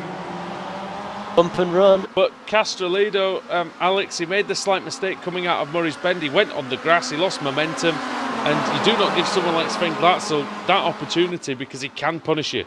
That's it, and now he's having to play the defensive role against McFarlane once again. McFarlane's got the momentum. He's out of late control. brakes for Ricardo, that's good. He knew that brilliant. inside line had the extra camber, he knew he had to throw the car in there, and he maintains that second place. He's got one more opportunity to try and get to the back of Bun's Glatzel. gone. I am absolutely amazed, Alex, that he didn't crash right into the side of Ross McFarlane there. Yeah, brilliant was car right- control. The back end was all right over on the the place. edge. It looked like Yeah. a blooming, MotoGP, just Oh, backing it into the corner there. It was brilliant. and he's How on so earth close did- to the wall as well there. Matt Bunn rode the wall, and he's somehow still survived. I don't know if you saw that. He's literally on two playing wheels, there. riding along the wall. Been playing Tony Hawk quite a bit, maybe, Matt Bunn, I don't know. Simpsons Go Skateboarding. Yeah, maybe. That was a good game back in the Yeah, PS2. there was a lot of decent Simpsons games back on the PS2, but we digress on that one. Simpsons hit and run for Sven Glatzel, I think, on that occasion. Castrolido, he really does flirt with the walls quite a lot, but he's too far back now to get anything done about Sven Glatzel. I wonder if Ross McFarlane's going to get a sniff, but even he now, Alex, looks too far behind to go down the corner straight for the final time. Yeah, a good exit from Ricardo, but you're right. Couldn't catch up, could he, Ricardo, through the top of the mountain. And that move decisive from Glatzel, really. Had one opportunity to get back past him, took it, didn't he? Wow, Ricardo's car is so loose on the back end, it's unbelievable. He nearly misses the chicane. Definitely tries to stay ahead of Ross McFarlane, but it's going to be victory for Sven Glatzel if he can make it round Murray's Bend incident-free. He outbrakes himself, but he does manage to come across, and Fanatec go to victory lane again. And Sven Glatzel is the one to take them there. Brilliant performance, fantastic driving. He beat two very, very good drivers there in Castrolido and McFarlane. And we are still going with Holmes and Roberts. They are super close coming over the lineup. Roberts just getting that 10th place ahead of Brian Holmes. See who else is in the mix. Kip Stevens gaining a position there. Or is it that just lapping a car? I think it's just lapping a car as he goes into the final corner. He will be taking 21st. Diogo Melro close as well to get a position there, getting past Lee Diemer. Yeah, nearly managed to do it. And Laura Bond, the final car. It's funny, she was on pole position, but she had to start from the pits. And I think it's just been a cruise job since then, really. She just managed to get through to the end and see if maybe Alex, it's race 4 that she might be able to benefit from the wheel. Yeah, I mean, 29th place. She's not had the best of meetings, really. I'm trying to remember, was it the last time we visited this circuit? Wasn't she kicking around? Third, We thought I there was an think, opportunity for the podium, and then it just disappeared on the last lap as well. So, got some pace around here. Lap times don't look too bad at all. But yeah, let's hope this time. Was it a penalty? Is that why she started at the back? I don't know. I would imagine. So yeah. Maybe imagine it's something from last week that's caused that. Well, it will have been, won't it? It'll have been a fairly severe penalty of some description. Let me just check and see, because we have visited this track, haven't we, this season once already, have we? Or No, this is the first time we've been here this season. oh, we've been here everything else, though, haven't we? Renault, Yeah. and Mazda, and We've been here in Renault quite a few times, I think. yeah, we seem to have covered races at this circuit quite often. But yeah, first time at Mount Panorama this season, and it's not disappointed. Max Wright, he ended up in the pits. He classified one lap down. Was that disqualification or was that a... Max Wright. He's finished, hasn't he? Yeah, he finished. He's been in the pits. Paul Smith managed to finish the race, as I don't think Stephen Baxter... I think Baxter might have done. And Sutton might have done as well. So we're not entirely sure, I don't think, who's going to be on reverse grid Paul Adam. But if you take us through the finishing order, and then maybe be able to shed a bit of light onto that for us. Yeah, I think we should be able to. I think there's just someone circling around there. I think it's McIntyre. We're waiting to finish, and then we'll get everything refreshed. We'll see who's been able to get who got DQ'd as well. Sven Glatzel takes the win. Second, Ricardo Castrolado. Third for Ross McFarlane. 3 different nationalities on the podium. Not often you see that in the BSRTC. Fourth for Matt Bunn. Fifth for Pete Harrod. 6th Alex Malensky, 7th George Simmons, 8th Dan Kraft, 9th Dave Baker, and 10th John Roberts. 11th Brian Holmes, 12th Nicole Foggy, 13th for Richard Gore, 14th Pete Newman, 15th for Colin Cunniff, Mark Johnston in 16th, Dennis Chepelewski 17th, 18th Rusty Laidler, 19th Rob Graham, and 20th for Stuart Atkinson. 21st for Kip Stevens, 22nd Lee Deemer, 23rd Diogo Melro, Adam McNally in 24th, 25th for Forstein Helgeson, Andrew Whitehead 26th, and 27th, that's his first finish of the day I think, Alex Everett in 27th, 28th for Michael Blake, 29th for Laura Bond, the pole sitter, who started from the pit lane, and the car's 1 lap down or more. Max Wright and Paul Smith, both a lap down. Then it is Stephen Baxter 2 laps down, Ash Sutton 2 laps down, Josh Thompson 3 laps down. 3 laps down as well, Nathan Davis, Jake Blackhall, Martin Frunz, Jack McIntyre, and then 4 laps down, Michael Hall, Lorne Murray, Jamie Ayres, and then Scott Malcolm, Katz, Hunt, Woodhouse, Sakovic out very early on. Same with Rizzo, so 2 Team Mad cars out there on the opening lap of the race, and same for Jamie Fluke as well, who we haven't seen much of tonight at all. No, but I think you never know. Hopefully, we might see some more of him in race 4. However, he will be starting right at the back. Alex, time to shine, my friend. Here we go then. Final time of the night.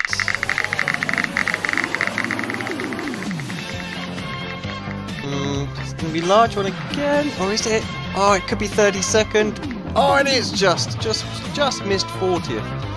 Well, 32nd would be Stephen Baxter, however he is 2 laps down, so we go to the next place car, and that is Paul Smith, who's going to be on pole position for race 4. Max. Thank you, Paul. I will take. I'll take that. You know. Take payment by card or PayPal or whatever. Does Apex do Bitcoin? I don't know. But, Bitcoin? Well, it could be. Car could be in bits by the end of it, but we'll see. Hopefully not. But yeah, he's on pole. On pole. Right, 2nd, Bond 3rd, so she's got another chance being near the front. Blake 4th and Everett in 5th. Tell you what, there could be a driver there who takes a win who we're not necessarily expecting to, so be pretty good. We'll see what happens in race 4 then when we return here on Apex Racing TV for the BSRTC, and well, the showdown will be decided when we come back.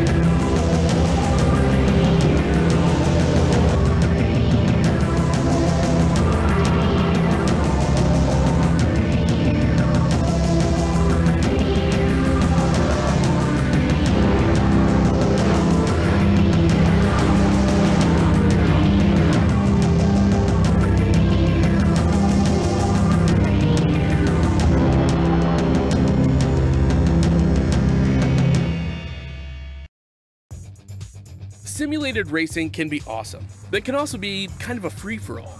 Interestingly, auto racing faced the same problem in its earlier days. Whether it was on the back roads, the beaches, or the city streets, the racing was fun. But there was always a certain level of chaos and danger, until some folks came along and put some order to all of this. Stuff like official racetracks, regulations about weight and equipment, and enforcement of standards. That's what gave us high-speed excitement, fast-paced action, and photo finishes. That's when racing became racing. The guys over at iRacing.com have made the same transformation in the world of sim racing. Sure, they've got the most accurate tracks and realistic cars out there, but that's just the start. See, iRacing analyzes the performance and results of each driver in every race, so you can be sure you're always placed in races where the competition will be tight, and that those reckless drivers who ruin it for us all are kept in the pits. Not to mention that with over 45,000 active members already in their vast community, you can find races day and night, so you can always get in on the action. You can even join a league of your favorite series. And since updates are always automatic, you don't have to worry about software and can focus on the track. Zip up your fire suit and check out iRacing.com.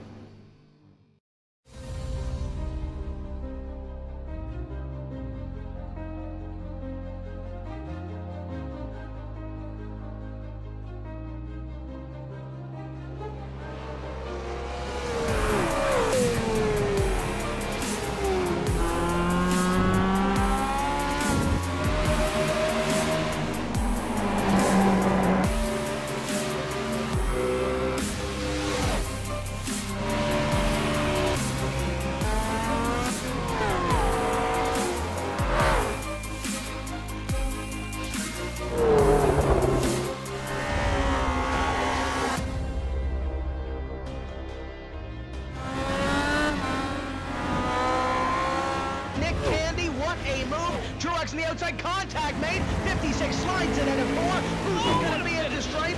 Dead even, give it to Ryan Truex. Truex is your winner over Tandy.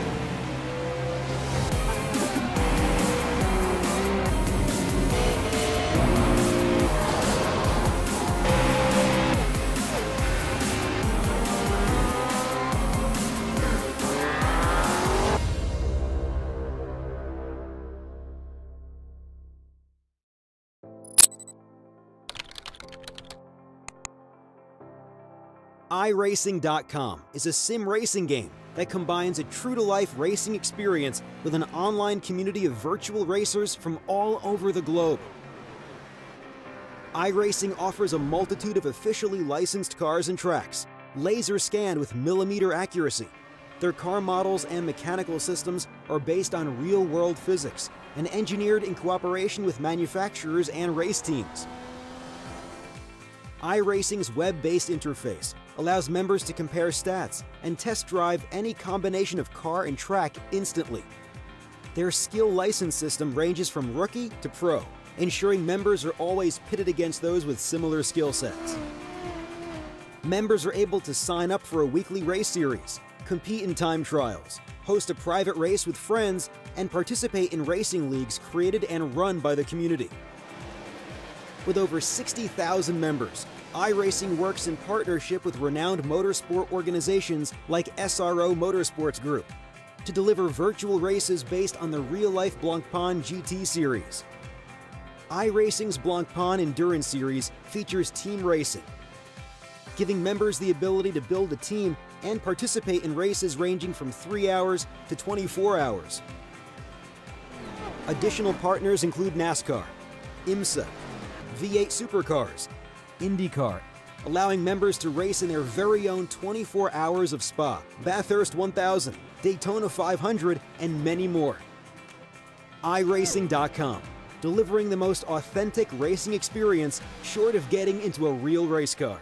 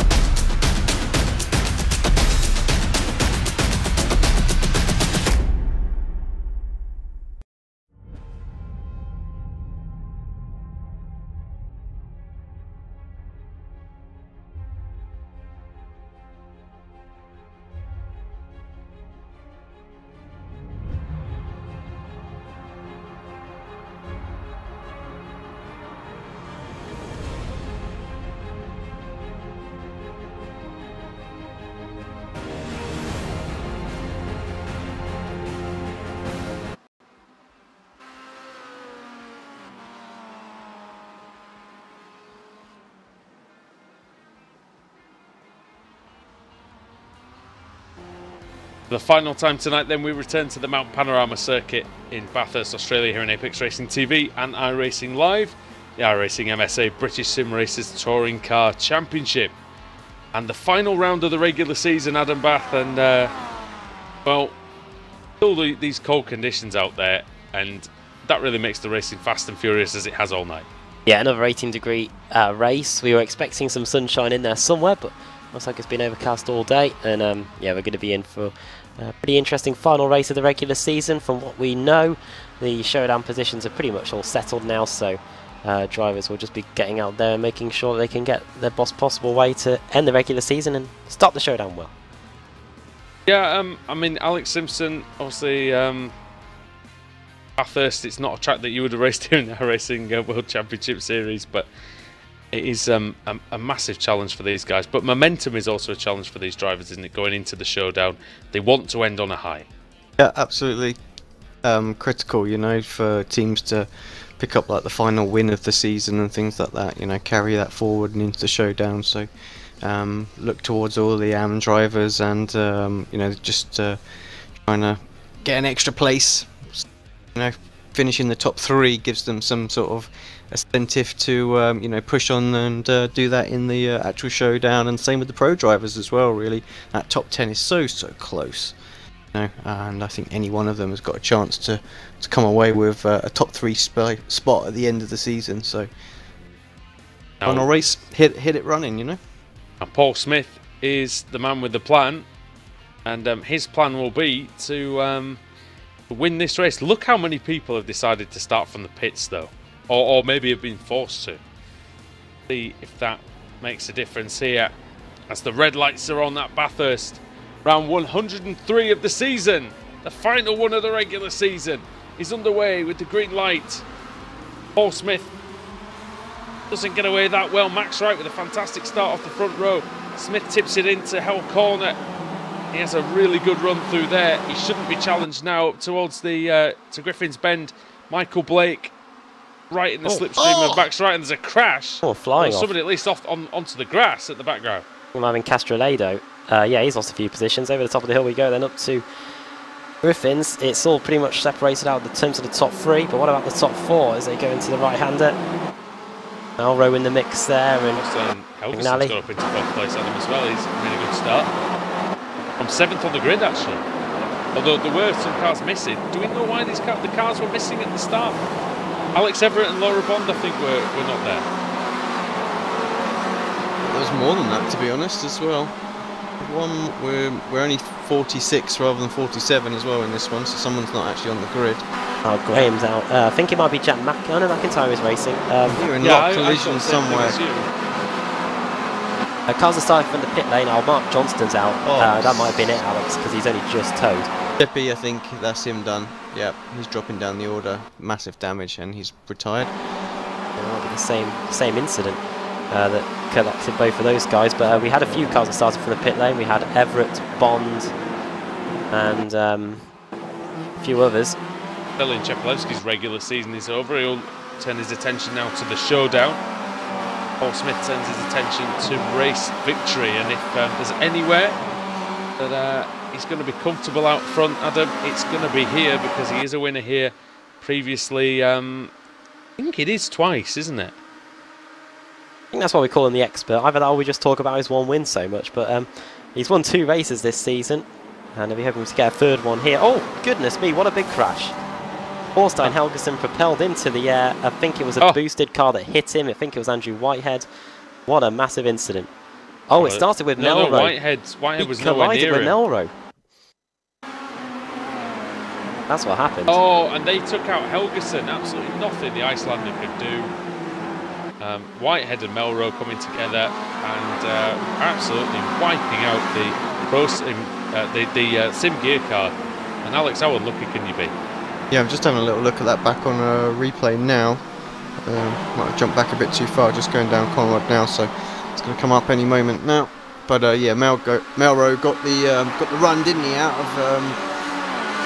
they were, and Whitehead. What's going to go on? Are they just going to drift into each other here, like we saw Whitehead do earlier on? Let's have a look. Both drifted wide, didn't they? Oh, jeez. Helgeson got, I think, catapulted back up the mountain. Yeah. Paul Smith leads by 3/4 of a second from Max Wright. Michael Blake is in third. Adam McNally is fourth. And Lee Deemer is in fifth. Kip Stevens in sixth. Rusty Laidler seventh. Stuart Atkinson eighth. A lot of drivers with a point to prove, Adam. A lot of drivers who you don't normally see at the front of the races, and with all due respect to them, got a chance now to fight it out for the honours. Yeah, for some reason in race 4 it seems that the field has been spread out a little bit more in this one, so it's allowed the guys of like Paul Smith, Michael Blake, Max Wright to really get a good advantage. In fact, the quicker guys barely in the top 10. They're all queuing up behind Pete Newman, in fact, as we go through the elbow. The missing driver is Ash Sutton. No Ash Sutton for this final round. Does that mean? Potentially, does that mean that he might not make the showdown, or is he in already? It's very tough to find out, really, isn't it? He'll know what percentage he needs to do. I hope it doesn't mean that, that's for sure. Because 75% of the races, is it? Or to be honest, we want to see him on that grid, don't we? You know, racing for this thing. Why not? It's not as if he's got any other commitments really for a while. Yes. Let's have a little look and see how many races that Ash Sutton has completed. Now we're going for a move as well on Atkinson. Gets himself through, darts out. It's very, very good. McIntyre missed race 1, I think, Adam, but I believe he's been in for the rest of them. Ash Sutton has started 68 races, I believe, so I don't know whether that's enough. It's going to be right on the really, really close for him whether he's in or not. Right, this is all pretty tasty here. We've got Newman, Simmons, Smolensky, Bunn, all pretty close, going 2 by 2 going into turn 2 here. You've got Gore and Holmes, and Glatzel. Oh, there as well, wow. Not a lot of space between Newman and Simmons, but Simmons in at the head of this pack. His next target would be Colin Cunning. He's 3 seconds up front, Scottish driver. In fact, it's Atkinson now, so Cunning's got through.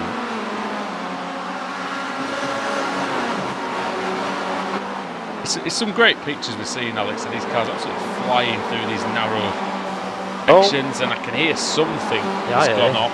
What is that? I think it was just someone rubbing. Thompson hitting the wall, I think, on the outside. It's someone. Thompson's got a lot of right-hand side damage, which potentially be that. A lot of fast drivers in that mid-pack as well. Harrod, Farlin, Baxter, Thompson, Blackwell, Davis, Castrolido, Hall, Katz, Fluke. Dear me, Jamie Fluke has actually made it round a few laps, boys. Not curse him yet. Tucked up behind Martin Front at the moment. Right in front of Holland. Smolensky versus Newman as well, going through the chase. Newman absolutely sideways. Somehow they don't get stuck together. And Smolensky rounding outside. That should be a position. That should be 12. A little bit of contact between them. Newman stays on the outside. He's got the overlap. And a bit of the inside from where he's bent. Bunn in the mix as well. CQR S-Line car. Matt Bunn having a look. Oh, Smolensky getting forced onto the grass. He nearly went into the wall. It's going to be 3 wide. Can't see Matt Bunn giving this up either. It could be 4 wide because Brian Holmes is going to be interested in it as well. Here comes a Fanatec car as well. That's got to be Sven Glatzel. Sven Glatzel, the race 3 winner. At the front, the gap is down to 0.3 of a second. Max Wright really got a wiggle on that lap. It took 0.6 of a second out of Paul Smith. Smith was in. Smith did a 12.1 on lap 2, and then lap 3 was only a 13.7. Something's happened. Deemer and Stevens really struggling. I don't know what's happened to them in turn 2. Oh, it's a quarter panel. Oh, Smolensky getting hit by Bunn. These guys nearly crashing while they were trying to go around the slow traffic. And a little look at the replay now, see exactly what happened with Lee. Lee Deemer yet. Lee Deemer looks like he's okay. They somehow managed to survive that without getting too much damage. Yeah, unfortunately it was just that dreaded quarter panel that sucked them into each other. Oh, and that's turbulence. It looks ridiculously close right That was now. a sim gear car getting very, very close to the wall. Oh, I hear I someone can hitting hear it. Someone's It's definitely Atkinson. It's Atkinson who was in 8th. Oh. Look at Atkinson. He's now got severe damage. And look at this, it's going to be a big bottleneck here. Behind Atkinson and behind Lee Deemer, who's got damage as well. And they stay out of the way of... Oh, crash behind! As everyone was checking up. They just Oh my goodness, big what's crash. going on. What is Cars it? flying the everywhere. track is blocked. Literally blocked. Oh, it's Hall, it's three Apex cars. cars. Oh, it's someone flying, it's Woodhouse. The CQR car reversing, it's Michael Hall. Oh dear. Rakovic is in there, Scott Malcolm as well. I shouldn't laugh, but you Can we have we need a replay. Jamie We're having Fluke's a car replay. is just, I'm whatever that is. I'm on gyro, get off gyro. well, I'm Woodhouse sure a few of the is drivers will be I'm gyrating. just looking at Woodhouse because he comes steaming in there, didn't he? Come around the corner and is like, what the? Jake Blackwell, well, Paul Smith said he was already angry on his stream. He's going to be incandescent, I think, after this one. That's a good word. Fuming. Let's see how that... Let's have a Was look it from Blackhall? Davis's point of view. Was Oh, I it's think it Blackhall and was around Davis? Blackhall, yeah. Ah, now. I've Yeah, got it. it's all the bunching up behind Atkinson, isn't it? And some of them just go in a bit too hot. Baxter hits Roberts, but then... it's Blackhall, to be Oh, fair, Jamie who Ayres causes is the it. one that takes off, yeah. Blackhall hits number 20, Ross McFarlane, spins him into the wall, and then he gets hit by Davis, who's got absolutely nowhere to go. Castrolido is also in there, nowhere for him to go. Hall and Katz and Fluke and Martin Front, and then Woodhouse, and then Jamie Ayres absolutely Rizzo's it into the scene. Is his teammate, so yeah, Rizzo's He's been giving taking tips of accident avoidance from Cesare, I think, Alex. I want to give some props to Nathan Davis there because he was on his side, but somehow he managed to get the car back on all fours. Unfortunately, He's rocking it from side to side in the car or something, yeah.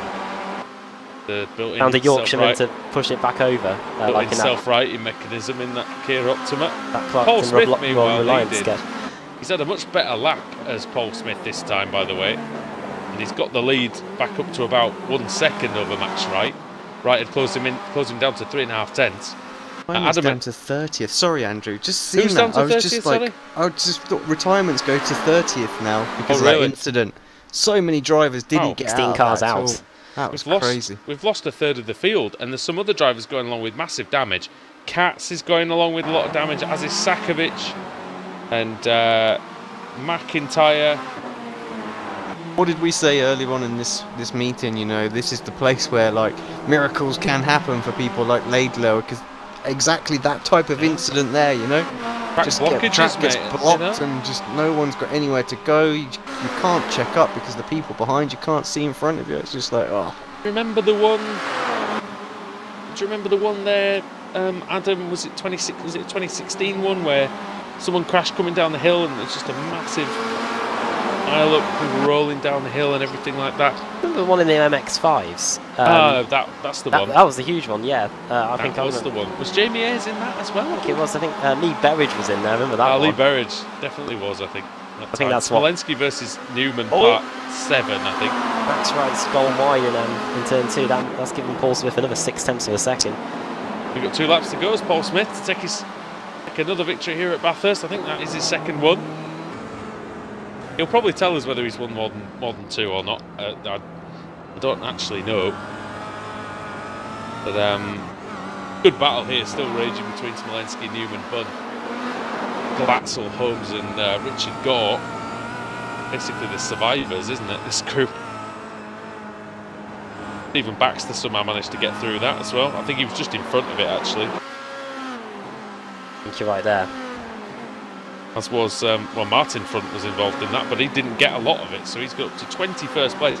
He's getting 15 positions as Martin Front. Daniel Hunt, rhymes with Front, has got 20 positions out of it. And Stuart Atkinson's still going, in fairness. Oh, no, he's not. Not anymore. Oh, goodness me. Well, this is where Stefan Hoog crashed back in Season 6. Well, that's a good commentator's curse if you've ever seen one, boys. Oh, that Scottish Northern Lights racing car managed to get by just about. Oh no, Stuart, careful. Reverse it back onto the line. Well, Hoog did that, didn't we? Laura Bond's gone through. Laura's just picking up places and just going, well, it's starting from the pits, and I've gained about 20 spots. It's Melrose, and he's through into fourth. He's just got past Michael Blake. Simmons and Cunniff as well, pretty close. Those positions have been changed. Oh, he's off. That's why. Cunniff back through. Simmons off then at the chicane. Daniel Hunt versus Front. Battle of the Hunts. Be careful with that. I left that out on Paul's stream, so we were okay. It's about the only thing I did. It's just this is one battle you've got to be quite close just about. It's like that scene in Hot Fuzz where all the other ones are asterisked out, and then that one's just left on its own. On the swear box. Yeah. We start the final lap anyway, and Daniel Hunt is in front of Front. Yes. And also, and yeah, that's basically it. To be honest, there was no other point to make. 2.4 seconds is the lead for Paul Smith as he goes through the cut-in, and he's ahead of Max Wright, and Adam McNally is in third. And if McNally makes it to the podium, that might be the first one that he's ever got in the BSRTC. This one for Youth Energy. I don't know if does he drive for Youth? Is Youth Energy his official team for this BSRTC, or is he? I think he's a privateer. I could be wrong, but I do think he's a privateer. I don't remember seeing him. We've seen him in various other series, of course. And he's going to be under a lot of pressure for the final spot on the podium from Diogo Melrose, who is absolutely flying at the moment. Has made his way through from 9th on the grid up to P4. Also getting a lot of positions. Sven Glatzel, as usual, up to 19 places. Matt Bunn's getting 17, as has Alex Smolensky, and as has George Simmons. 23 spots gained for Daniel Hunt, and 20 for Maciej Sakovic. Jamie Fluke's gained 16 positions, even though he's out of the race. There you go, that says a lot, doesn't it? Paul Smith, however, well, we say he's Mr. Bathurst, and we have a bit of a laugh and a joke about it, but he's taken this race by the scruff of the neck. He had pole position, didn't make a great start, but he's fought off Max Wright. He's outpaced him during the race, and coming into the final corner, he's going to once again win the final race of the regular season, as he did in 2000 in season 6. Here we go then. Paul Smith takes the win at Bathurst once more. And Melrose beats McNally to the podium. Adam McNally. It was a great move by Melrose. Had to hand it to him round the outside of the chase. Just beat him at the end there, McNally. And that is Paul Smith's third win of the season. His first win since the Nordschleife. We've lost Ross McFarlane as well on that lap. Scotsman out. Maciej Sakovic coming in for what will probably be 24th position, actually. Sakovic. Find Ross McFarlane to see what happened to him. He's back in the pits, so he must have crashed. Andreas Katz, worse for wear at the end. Look, crabbing. Katz finishes the race 26th. Pretty good considering everything. Laura Bond comes across for a lonely race from the pit lane. He started, she was supposed to be starting third, but she started 44th, I think, and finished in 27th. And then we'll run you through the finishing order for the final race of the regular season here in the BSRTC. Race victory for Paul Smith. How about that? Second for Max Wright, making a very northern feel on the podium here. Diogo Melrose finishing in third. Equals it out really with how southern Diogo Melrose is all the way down in Portugal. Fourth place for Adam McNally, fifth Michael Blake, and then sixth place for Rusty Laidler, seventh Colin Cunniff, eighth George Simmons, ninth Alex Smolensky, and 10th for Pete Newman. Cars that started inside the top 10 to finish there. With all the carnage, we actually still had 5. Indeed, 11th place for Matt Bunt, 12th for Sven Glatzel, 13th for Brian Holmes, 14th for Richard Gore, 14th for 15th for Pete Harris, 16th for John Roberts, 17th for Stephen Baxter, 18th for Nicole Foggy, 19th for Lee Deemer, and 20th for Dan Hunt. Martin Front finishing in 21st place, 22nd for Jack McIntyre, 23rd Lorne Murray, 24th for Alex Everett, Maciej Sakovic in 25th, 26th Andreas Katz, 27th Laura Bond, and that is it in terms of cars that finished on the lead lap. After that it is Stuart Atkinson in It's Ross McFarlane, so he finished 1 lap down. He stopped his car 1 lap from the end. 1 lap down, Stuart Atkinson. He had a huge crash at McPhillamy Park. Nathan Davis, 3 laps down. Most of these drivers involved in the mess at Forest Elbow. Nate Davis, Malcolm, Hall, Ayres, Stevens, Jamie Fluke, Mark Woodhouse, Jake Blackhall, Josh Thompson, Castrolado, all involved. And another car's laps down. David Baker and Dan Kraft, both out 6 laps down on the opening lap of the race. Andrew Whitehead, another big crash. Him and Helgerson met at the chase. Rob Graham also 6 laps down. Chepelevsky 6 laps down as well. And Mark Johnston, the first of many cars that did not finish the race. Out of the 46 cars that started, only half of them finished on the lead lap. Yeah, a massively attritional race for the final one of the regular season. And speaking of the regular season, we're joined by the man in the commentary box who got the most points out of anybody in the regular season, Dave Baker for CQRS Line. Evening, North. Hi Dave, always good to speak to you, mate. We've got the showdown coming up now. Most of the hard work is done, but in effect it kind of starts all over again, doesn't it? You've got to reset, you've got to rebuild, and you've got to... Yeah. you've got to go again, haven't you, basically, is what I'm trying to say.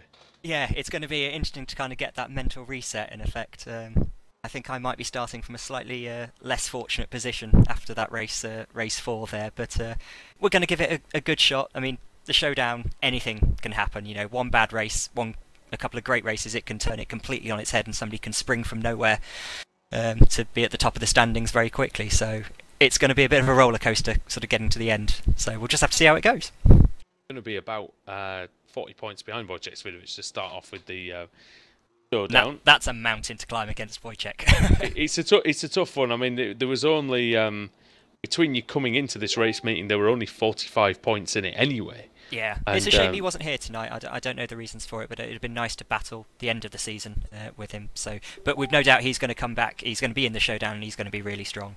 I don't know either, but I wonder if he just wanted a break. He was just getting in the good books with his missus. That was all it was. Probably. No secret information. You know, I can read it here. He just wanted to get on the good books with his missus. See, that's more worrying, because that means he's going to have time off to focus really for the next sort of showdown races, isn't he? that's a little bit more worrying. That's how it is. And the showdown upcoming. Are there any tracks in there that you're particularly looking forward to, Dave? The last one, and getting it over and done with. There you go. That is the true champion for you. He's just waiting for the end. Right, thanks for on that note. I'll tell you what. Thanks for joining us, Dave. Once again, give us a shout out to whoever you need to. Well, you guys, the team, everybody that's helped. I think I've managed to clinch kind of the regular season, and for me that was kind of the personal one that I really wanted to do, because the showdown could be so topsy-turvy. So I couldn't have done that without the support of everybody in the team. So for me, that's the real big one. And yeah, we'll see you in the showdown, and we'll just see how that goes. Good one. All right, Dave, thanks for joining us. We'll catch you in the showdown. Yeah, don't talk to Paul too much about his win or his second wins. His head will weigh the car down, I think. Take care, guys. See ya. Dave Baker there, and I think we have to bring in the man of the moment, and Paul Smith is with Adam Bath. Winner, chicken dinner. Oh yeah, it wouldn't be too good if we had two Yorkshiremen interviewing each other. But yeah, well done. Do you know what? Kip mentioned. By the way, this is a bit of meta streaming here going on. So simulcast. Yeah, simulcast. I think it was Kip trying a bit of shenanigans distract me on the final lap on the YouTube chat on my stream, but I was concentrating so hard for that one. With the mistakes I'd made in race 2 and race 3, I was basically a case of I want to just head down, focus, and try and get something out of it. Nearly messed up, but no, I'm happy to get a win. 3 wins in a season, so that's my winningest season in the BSRTC. Regular season over then. Obviously, I don't think you're in with a shout of the. No, the I'm not in the drivers. No. But Race Hub, they're in. I think they've clinched the wild card for the wild card. We should be in the top 3. Indeed, you are. Yes, I've just checked. It's 4th place. It's a Pro Sim that's the wild card. Yes. So a lot still to play for, and chances for you to get maybe another win on the board between now and the end of the season. It would be nice. It really would be nice to be Doesn't honest. come along too often, does it? No, I mean, when you think this was, what, race 104, and I've got 3 races wins in the season, so... One but every, yeah. Pete Newman has reminded me that he hasn't got any this season, so he would have liked to have been shared out to him, but... No, it's going to be tough. It really is going to be tough when you look at the S-Line team and the Apex teams with how strong they've been throughout this season. It's going to be extremely difficult for us to win the championship. But you know what? Couple big crashes. We've got not Watkins coming up, haven't we, in a couple of Cup weeks? layout, I think, yeah. Yeah, so you know, it's going to be, anything could happen. You know, Race Hub could get it 2 times. Championship since the Race Hub team won last season, so definitely it's going to be, you know, we'll give it a go. There's no harm in trying. We've just had a look at where you've won your races this season, and you do like to do it at the difficult ones: Barber, the Nordschleife, and now at Bathurst. Yeah, it's. Don't try it. I don't know what it is, but. I always seem to pull it out. I mean, Barber, I absolutely detest, and yet I still managed to get a win there this season. So I'll thank Andrew Whitehead's faulty throttle pedal for that win. And he spent 10 minutes, Adam, before the race, telling me how slow he was this week. So seriously, if you look at my pace, I've been slow all week. That was just the look of the draw. I had to say, yeah.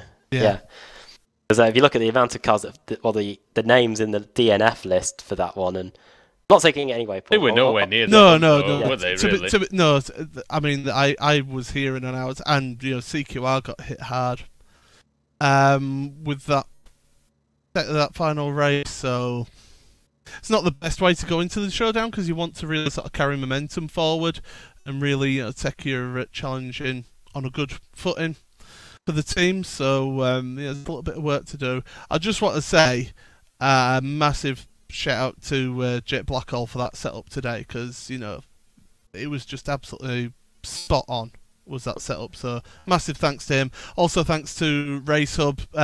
Finally got to meet Mark down at Race Hub over the weekend at Brands Hatch. So yeah, thanks to him, and also to everyone at CQR and S-Line as well.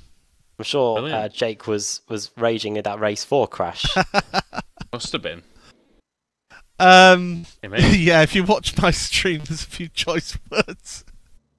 That might be something to do later on. Have a little look at that one. But to be fair, that's most weeks from Jake. So well, I hope people don't mind me saying that about him. Oh, he'll be all right. Yeah, he'll be right. Well, before we let you go, Paul, do you want to send a quick shout out to anybody? I've already done it. That's how professional I am. I've already done it. I've forgotten. Jet Blackhall. Awesome. Thanks, guys. You seem to have the brain fade whenever Paul comes here. But yeah, well done on the win. And best of luck for the showdown. Hopefully Race Hub can maybe spring a surprise challenge or something. No worries, guys. Take it easy. See you, mate. That is Paul Smith. We are joined as well by Adam McNally.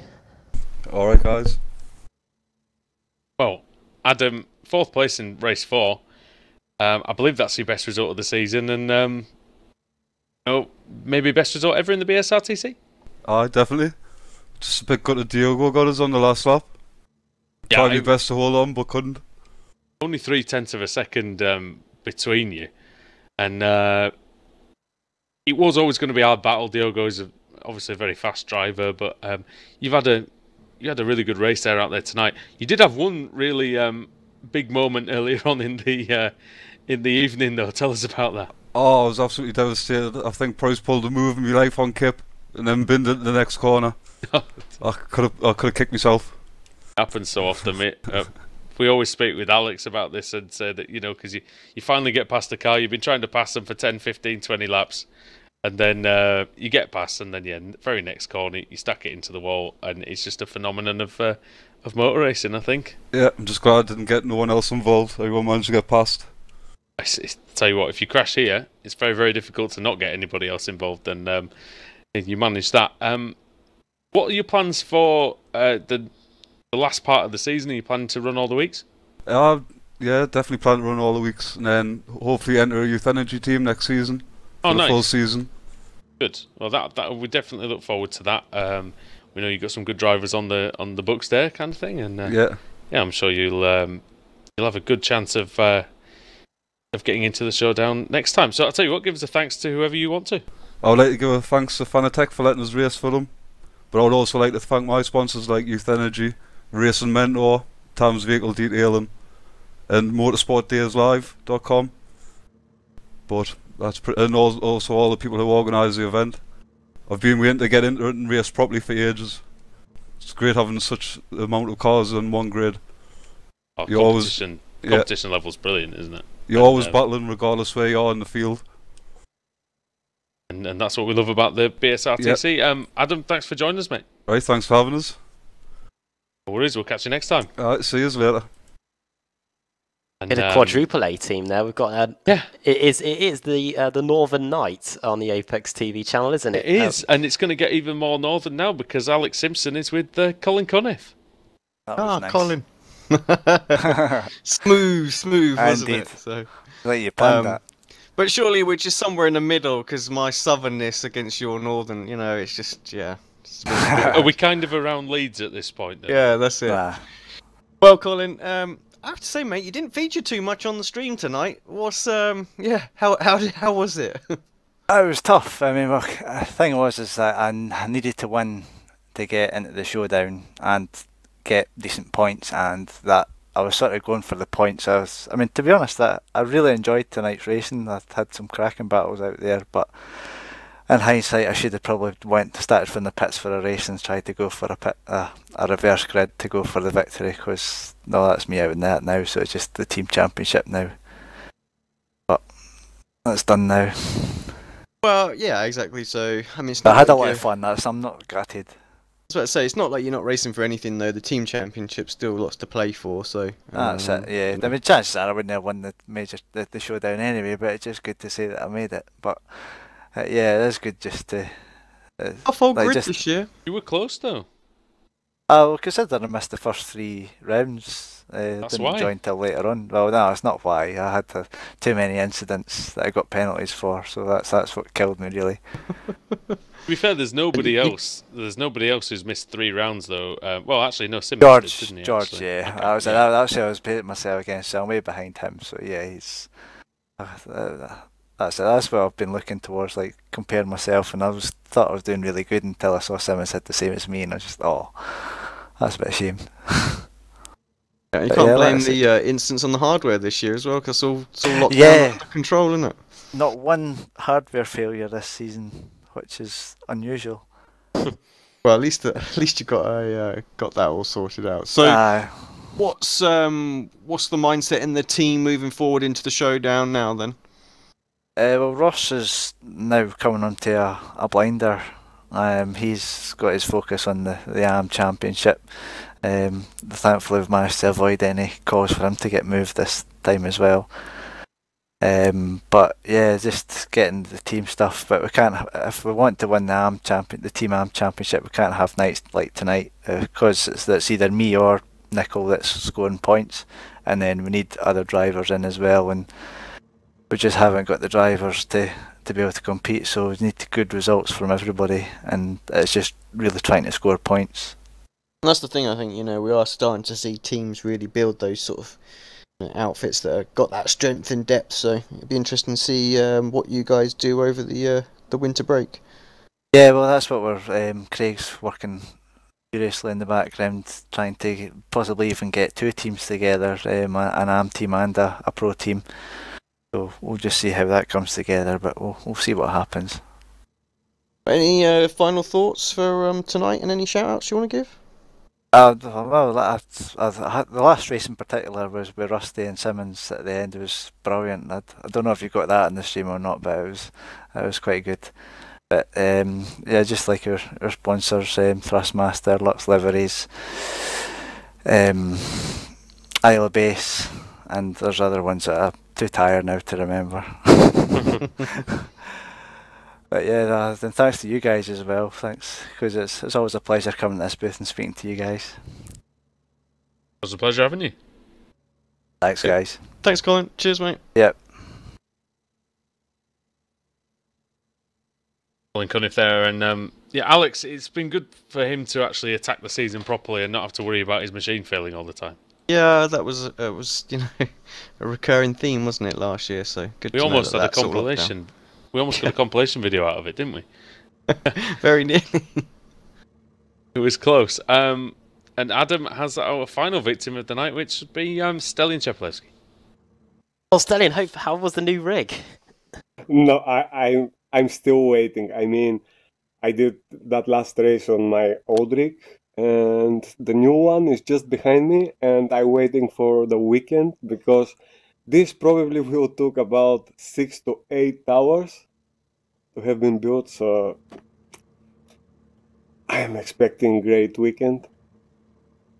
Should be fun. Today though, Bathurst. Last race of the regular season. Last race wasn't too good for you, but how was the meeting as a whole? Yeah, the meeting was brilliant. I can say the first 3 races were absolutely amazing. Just the last one, I was the next victim of the roller coaster. So I don't care too much. The point for the team was we tried to get out clean of the last race and start the showdown without any license points. So I hope we manage to do that at least. Right. Well, next week the showdown begins at Suzuka. Probably a good track to test the new rig out at. Yeah, I hope so. But guys, what an epic season, really.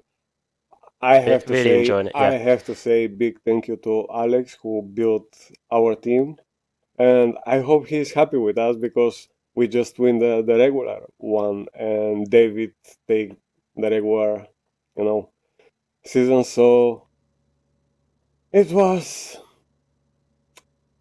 brutal, really brutal. Right. Well, before we let you go, Steady, quick shout out to the sponsors. Yeah, of course, Alex did all that so possible. So really, I hope he's really happy now with us. Sure he is, Alex. I am indeed. Yeah, no, can't ask for more. Winning the regular series, so that's what we set out to do when we all hooked up together. So yeah, dead chuffed. Now for the main event. 7 more weeks to go. Yeah, from now on, everything can happen. Really, the 4 teams qualified for the showdowns are very strong teams, so anything could happen, but we're gonna try our best and I hope we're gonna take it. Well, thanks for taking the time to talk to us, Stelian Chepelewski, and yeah, hopefully we get to speak to you next week at Suzuka. Yeah, thank you too, guys. Thank you very much. All right, well, it's always good to speak to Mr. Chepelewski, and we've got. I'm going to apologise to the drivers waiting it down there in the waiting room because we've literally run out of time here on Apex Racing TV for the evening. But thanks to everybody who's come and spoken to us, and thanks to Adam and thanks to Alex as normal for joining me tonight here at Bathurst as they have for the entire regular season. Alex, of course, providing all the pictures for you as well. The showdown begins then at Suzuka Circuit next week, when the BSRTC starts the quest to find champions for 2017. From all of us here at Apex Racing TV and iRacing Live, we will see you the same time next week when the showdown begins.